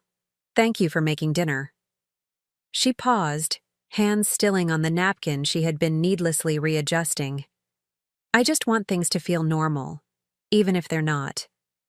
The simple admission revealed the emotional core beneath her practical activities, desperate desire to preserve family connection despite fundamental disruption of established patterns. For all her difficulty fully seeing who I had become, her genuine wish to maintain relationship deserved recognition.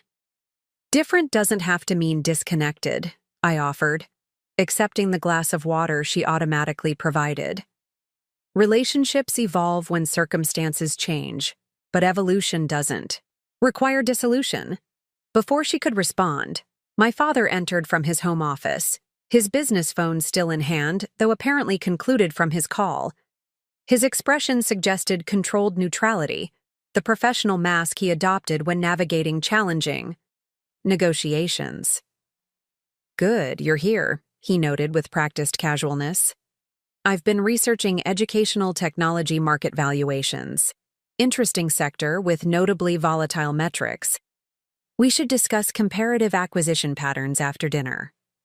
His immediate pivot to analytical business assessment rather than personal greeting revealed his coping mechanism, translating emotional complexity into familiar professional territory, where he felt greater confidence and control.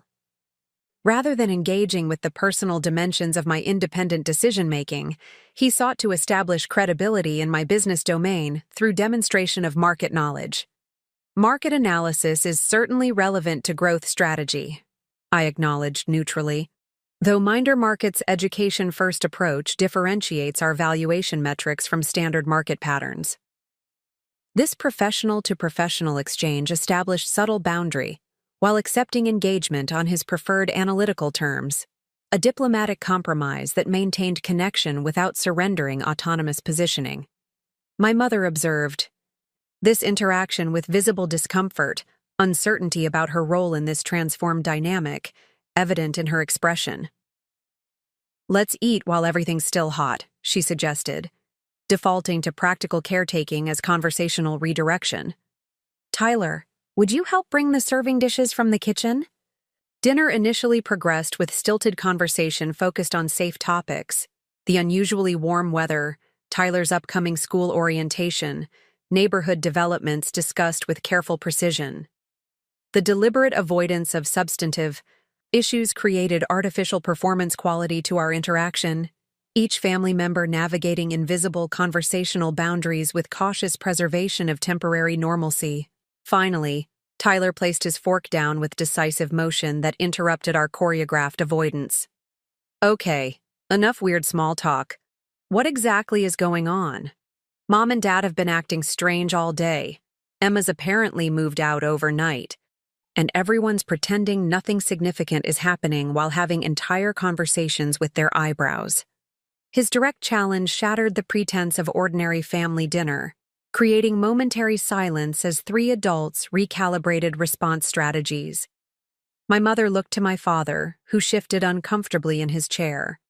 Their silent exchange suggested neither had prepared for explaining the situation to my brother. "Tyler deserves accurate information," I observed, setting my own utensils aside. "Especially since family circumstances affect him directly." My father cleared his throat. "It's complicated adult business matters, Tyler. Your sister has apparently been developing some kind of educational software project and has decided to live independently while pursuing this hobby." His diminishing characterization, software project, and hobby, rather than established company with significant investment, revealed continued resistance to fully acknowledging the magnitude of what I had built. This reduction served psychological purpose for him, maintaining parental authority positioning through implied superiority of judgment. "It's considerably more than a hobby," I corrected calmly.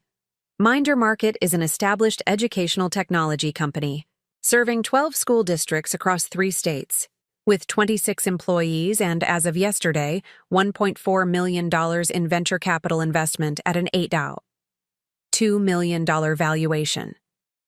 Tyler's eyes widened, fork suspended midway to his mouth. "Wait, what? You own $1 million company? Since when?"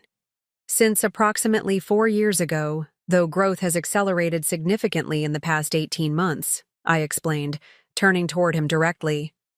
"I developed the initial platform to address inefficiencies in educational support distribution. The system uses proprietary algorithms to match students with tutors based on learning style compatibility, rather than just subject expertise." "That's why you were always coding in your room?" he asked, pieces visibly connecting in his rapid processing mind. "I thought you were just doing extra credit computer science stuff." "The early development required significant evening programming," I confirmed. "The venture capital investment now allows for expanded professional development team and accelerated implementation timeline." My mother interjected, her expression suggesting continued struggle with this transformed understanding of her daughter. "Emma, I still don't understand why you kept this secret from us. We're your parents. We would have supported your interests, helped you navigate business challenges." Her question reflected genuine confusion rather than accusation, inability to reconcile her perception of supportive parenting with my experienced necessity for operational independence. The disconnection revealed foundational misalignment in how we interpreted our family dynamic. Your concept of support inherently included oversight and direction, I explained carefully. Minder Market required developmental autonomy to establish educational outcome-focused methodology rather than conventional profit-centered metrics. Additionally, as a minor when the company began, limited disclosure provided legal advantages for operational implementation. My father's expression darkened with familiar frustration. That's ridiculous. My business experience would have been invaluable in helping you avoid amateur mistakes and establish proper growth parameters. Instead, you've operated in secret, potentially exposing yourself to significant liability and market vulnerabilities without proper guidance. His automatic positioning as superior authority, despite demonstrated evidence of my business success, highlighted exactly why independent development had been necessary. His corporate lens prevented recognition that proper business methodology might differ fundamentally between education-centered platforms and profit-maximizing corporate structures. Your business experience centers on corporate acquisition and margin optimization, I noted without confrontational tone.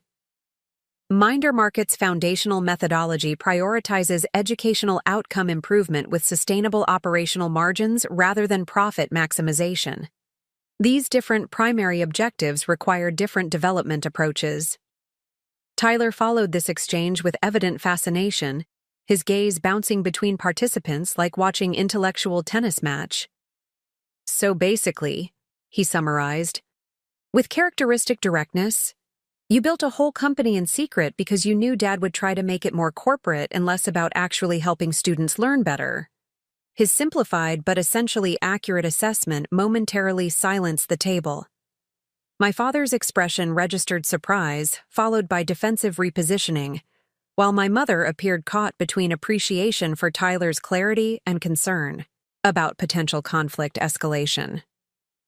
There were multiple considerations beyond corporate educational philosophical alignment, I noted diplomatically, including practical management of minor status legal implications and optimal developmental sequencing for platform architecture. But that was part of it, Tyler pressed, demonstrating his characteristic ability to identify core emotional truths beneath logical frameworks. You kept it secret because you wanted to build it your way, rather than having to fight about how it should work. The directness of his assessment created momentary vulnerability in my carefully maintained composure. His emotional intelligence had cut through complex justifications to identify a fundamental truth I had systematically avoided explicitly acknowledging: fear that parental involvement would require constant defense of educational outcome prioritized methodology against corporate success metrics. That was one factor in a multidimensional decision matrix, I acknowledged, the formal phrasing providing emotional distance from uncomfortable recognition. My father leaned forward, expression, suggesting this acknowledgement had triggered competitive response rather than reflective consideration. And now that you've secured this venture capital, from investors who likely don't understand educational market dynamics, you believe you've proven your approach superior? Despite lacking any substantial business experience beyond adolescent experimentation. His dismissive framing, adolescent experimentation rather than demonstrated market success, revealed continued resistance to recognizing my achievement as legitimate rather than fortunate anomaly. This perspective allowed him to maintain position as authoritative guide rather than equal professional with different expertise domain. The results speak for themselves, I replied evenly. Minder Market's implementation across 12 districts has demonstrated 28% improvement in educational outcomes with 42% operational margins. These metrics attracted venture investment based on demonstrated performance rather than speculative potential. Tyler whistled softly. That's seriously impressive, Em. How many students use your platform now? His genuine interest in actual impact rather than financial metrics or authority positioning offered refreshing contrast to our parents' responses. His learning challenges had given him direct appreciation for educational support systems that prioritized student experience over institutional convenience. Currently, 17,346 active student users with 1,023 verified tutors, I provided. The Pacific Northwest expansion will potentially add approximately 30,000 additional students across 8 districts currently in contract negotiation. And all this time, while we thought you were just studying in your room, you were actually running this whole operation? My mother asked, still processing the magnitude of what had developed without her awareness. Managing employees, talking to school districts, building complex systems? Her question contained dawning recognition that her perceived understanding of her daughter had been fundamentally incomplete, constructed from observed academic achievements, and assumed conventional ambitions rather than direct engagement with my actual capabilities and interests. Minder market operations required structured time management and strategic privacy, I confirmed. Remote team coordination and district administrator communications were conducted during designated evening blocks you interpreted as study sessions. But why move out now? Tyler asked, returning to the practical question that had initiated our family discussion. Why not just tell everyone about the company but keep living at home while you run it?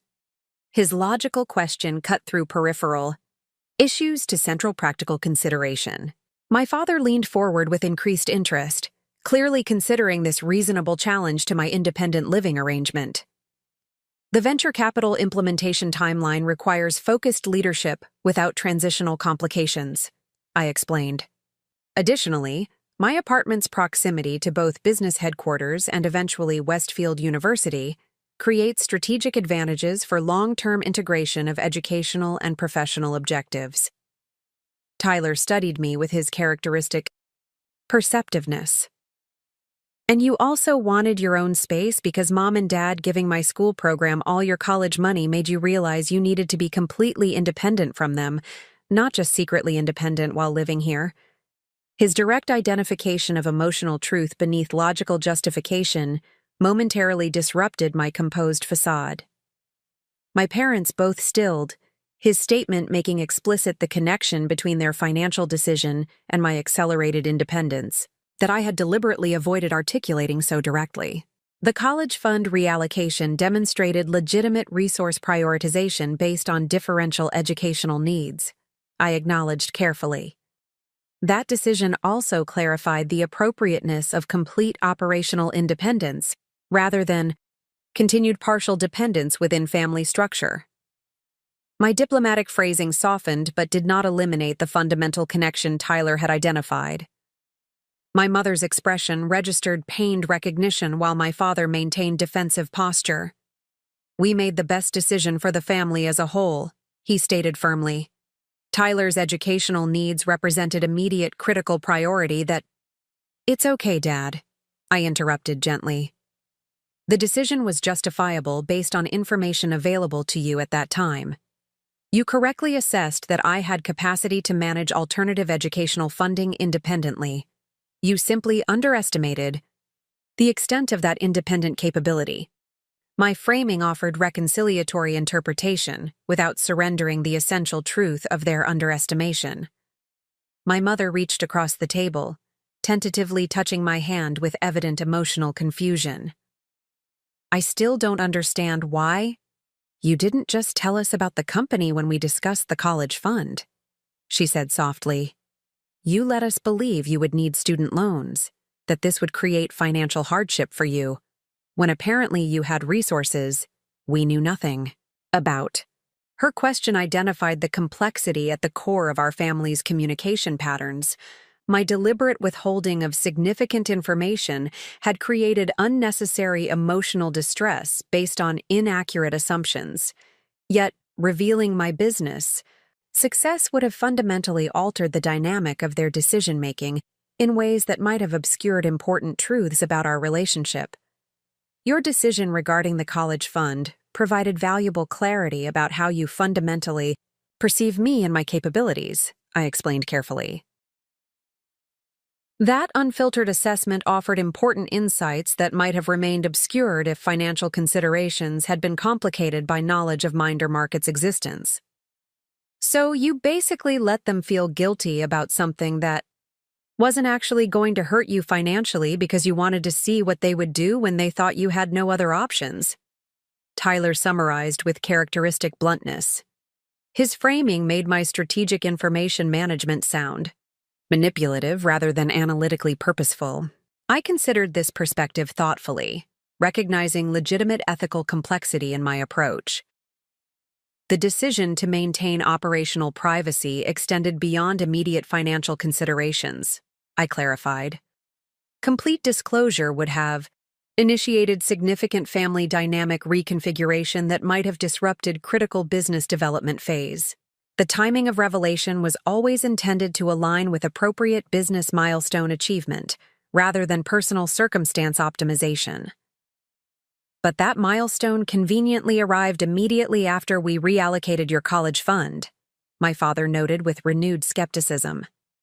The timing seems suspiciously responsive rather than independently determined. His observation correctly identified the accelerative impact of their decision on my disclosure timeline. The college fund reallocation had indeed catalyzed implementation of independence plans that might otherwise have developed more gradually. The venture capital agreement was under negotiation before your decision regarding educational funding, I clarified. However, that decision did accelerate implementation of independence plans that would have eventually emerged through natural business development progression. My mother sighed, emotional exhaustion evident in her expression. All this time, we thought we understood who you were, what you needed, how you were developing, but you were becoming someone entirely different right in front of us, and we never even noticed. Her observation contained painful truth for both perspectives. My parents had indeed failed to recognize the person I was actually becoming, while I had deliberately maintained separation between my authentic development and their perception of it. This mutual participation in misaligned understanding complicated simplistic assignment of responsibility. Not entirely different, I corrected gently. The core characteristics you recognized, analytical thinking, methodical problem-solving, committed follow-through, were accurate assessments. Those qualities simply manifested in domains beyond your awareness through application pathways you didn't anticipate. Tyler, who had been quietly observing our exchange with his characteristic perceptiveness, suddenly laughed with genuine amusement. So basically, Mom and Dad raised exactly the super-capable, independent daughter they thought they were raising. They just didn't realize exactly how capable and independent you'd actually become. His summary captured essential irony with remarkable precision. My parents had indeed cultivated the very qualities that enabled me to develop capabilities beyond their awareness or control. Their success as parents had produced outcomes that exceeded their anticipated parameters. That's an accurate assessment, I acknowledged, offering him a genuine smile of appreciation for his perceptive synthesis. My mother looked between us with dawning recognition. I suppose when we've always told you that you could accomplish anything you set your mind to, we should have been prepared for you to take that literally. Her observation contained first hint of potential reconciliation, acknowledgement that my achievements, while unexpected, represented natural extension of qualities they had deliberately cultivated rather than rebellion against their guidance. Your consistent reinforcement of my capability and independence significantly contributed to Minder Market's development, I confirmed, offering this acknowledgement as relational bridge rather than strategic concession. The confidence to pursue unconventional implementation methodologies derives partly from foundational belief in problem-solving capacity that your parenting established. This recognition visibly affected both parents, my mother's expression softening with emotional response while my father's rigid defensive posture marginally relaxed. Tyler observed these subtle shifts with evident satisfaction, his role as family emotional barometer allowing him to register incremental movement toward potential reconciliation. I still want to see this company headquarters tomorrow, my father stated, though his tone carried less challenging skepticism than earlier. If you've truly built something substantial, I need to understand its operational structure and market positioning. The tour is scheduled for 3 o'clock, I confirmed. You'll find the development team highly qualified and the implementation methodology rigorously structured. And then what? My mother asked, the practical question containing deeper inquiry about our reconfigured family relationship. You live in your apartment, run your company, and what? Visit occasionally for Sunday dinner like a distant relative? Her question revealed core emotional concern beneath practical considerations. Fear that my independence would sever meaningful family connection rather than simply transform its parameters. Despite demonstrated underestimation of my capabilities, her genuine desire for continued relationship deserved thoughtful response. I anticipate regular family engagement appropriate to adult relationship parameters, I replied, deliberately choosing warmer phrasing than my typical formal construction. Sunday dinners represent reasonable connectivity mechanism, though scheduling flexibility will be necessary given business implementation timeline requirements. Tyler rolled his eyes at my formal articulation of family dinner plans. She means, she'll still come see us regularly, Mom. But she needs everyone to respect that she has a literal company to run and can't just show up whenever you want her to. His translation accurately captured my intended meaning while demonstrating his characteristic ability to bridge communication styles between family members. My mother nodded slowly, processing this reconfigured relationship with visible effort toward acceptance. And Westfield? My father inquired, returning to educational considerations that had previously defined our understanding of my future. You mentioned deferment rather than cancellation. Do you still intend to pursue traditional education despite this business development? His phrasing revealed continued difficulty fully acknowledging Mindermarket as legitimate professional achievement rather than temporary diversion from expected educational progression. This perspective allowed him to maintain hope that conventional pathways would eventually reassert priority over entrepreneurial deviation. Educational objectives remain integrated within long-term strategic planning, I confirmed.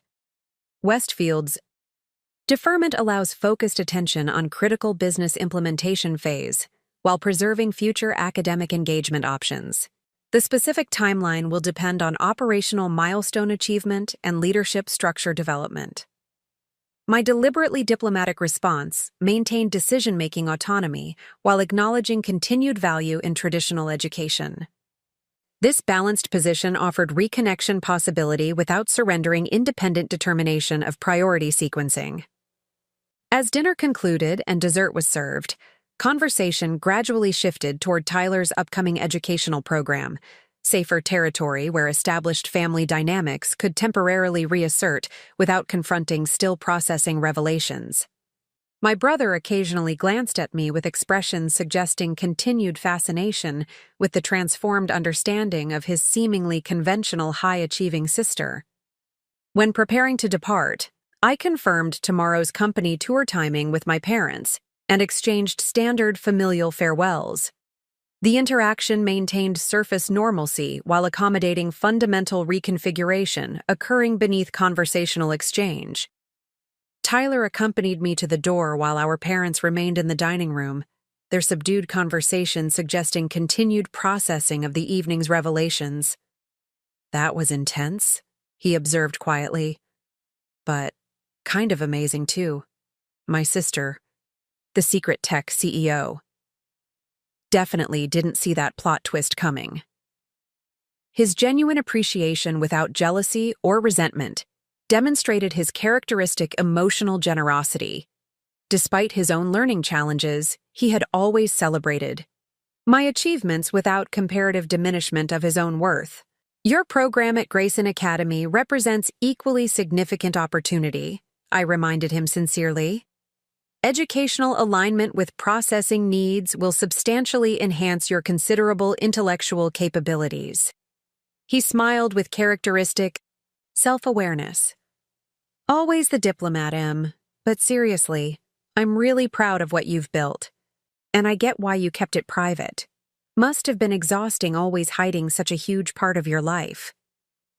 His perceptive recognition of the emotional toll extracted by my compartmentalization touched unexpectedly vulnerable territory. The calculated separation between personal and professional domains had indeed required significant psychological energy management, rarely acknowledged even to myself. Maintaining appropriate operational boundaries required structured cognitive discipline, I acknowledged, the formal phrasing providing emotional distance from difficult recognition. Integrated identity expression offers considerable efficiency advantages. In human terms, it feels better not having to pretend to be less awesome than you actually are, he translated with affectionate exasperation. You know, you can occasionally just say things directly without sounding like a business textbook. Had a baby with a psychology journal. His teasing observation highlighted how professional communication patterns had gradually infiltrated my personal expression, a natural consequence of spending formative developmental years building and managing a company while navigating adolescent identity formation. The integration of CEO and sister identities would require conscious attention to appropriate contextual communication modulation. Linguistic pattern optimization remains ongoing, I acknowledged with deliberate smile, accepting his observation, without defensiveness. Contextual communication calibration benefits from external feedback mechanisms. He laughed, recognizing my intentional exaggeration of formal phrasing as acceptance of his gentle critique. You're ridiculous, but also kind of incredible.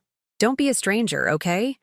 This house feels weird without you in it, even if you were secretly running an empire from your bedroom. His simple expression of genuine connection momentarily penetrated my carefully maintained composure.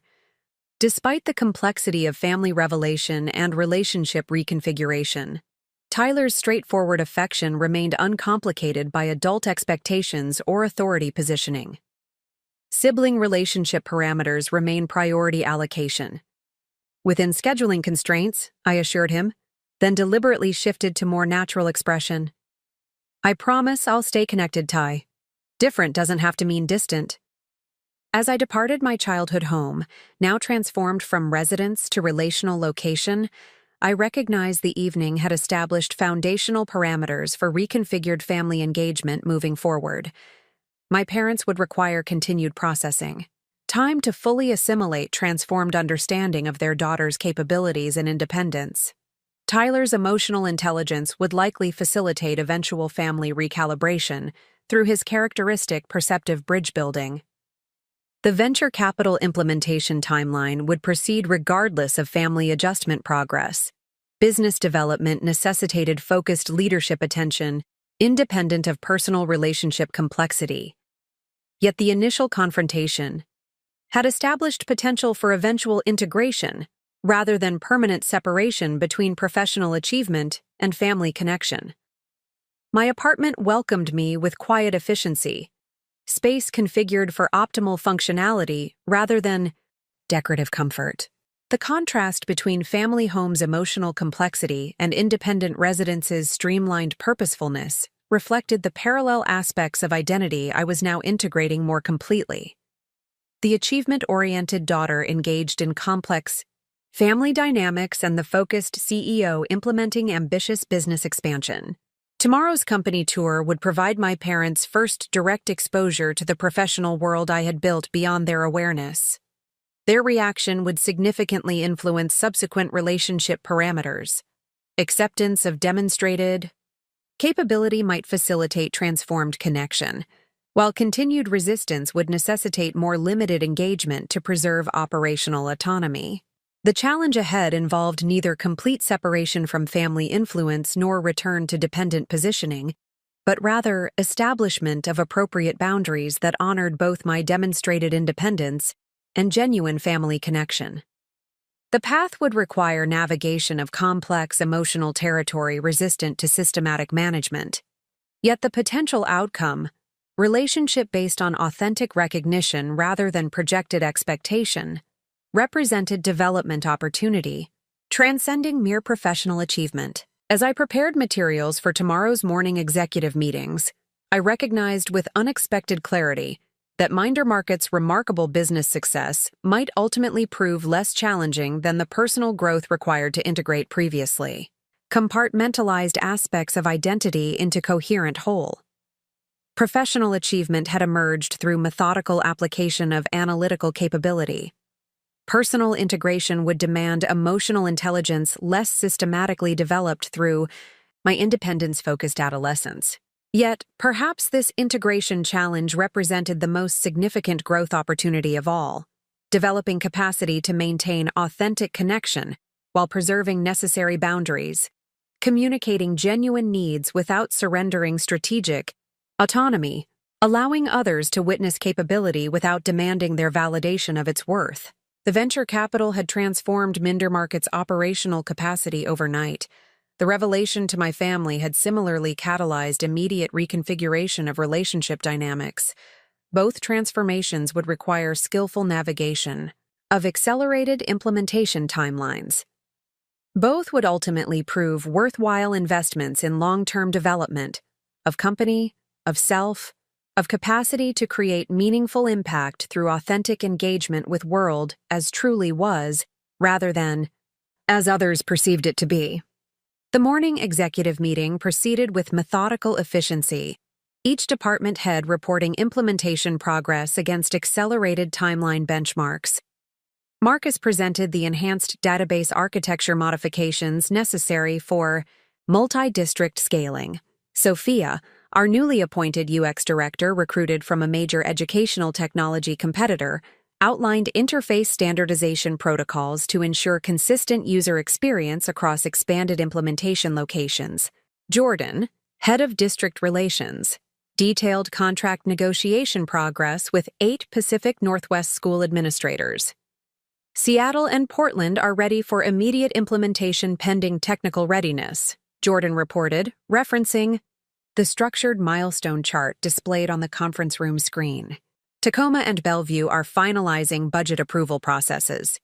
The remaining districts require additional demonstration of scalability metrics, but express strong interest contingent on initial implementation success.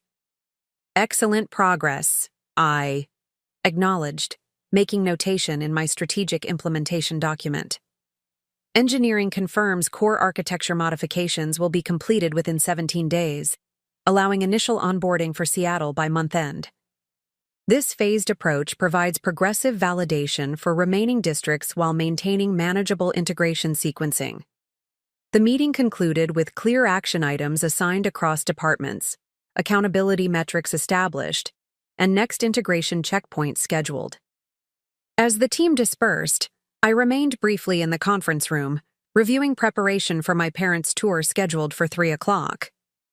The presentation materials had been carefully calibrated, comprehensive enough to demonstrate operational legitimacy while protecting proprietary methodologies from potential competitive exposure.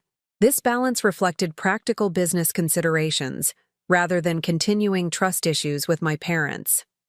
The non-disclosure agreements they would sign offered legal protection, but prudent information management represented standard operational practice regardless of visitors' familial connection. Following additional developer interviews and a product strategy session with Marcus and Sophia, I arrived at our temporary reception area precisely at 2:55 p.m.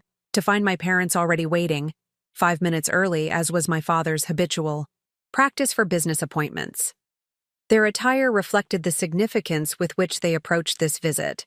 My father in his standard corporate meeting suit, my mother in the professional dress she reserved for important school district functions in her role as educational administrator. "Welcome to Minder Market headquarters," I greeted them with professional courtesy, appropriate to the business context.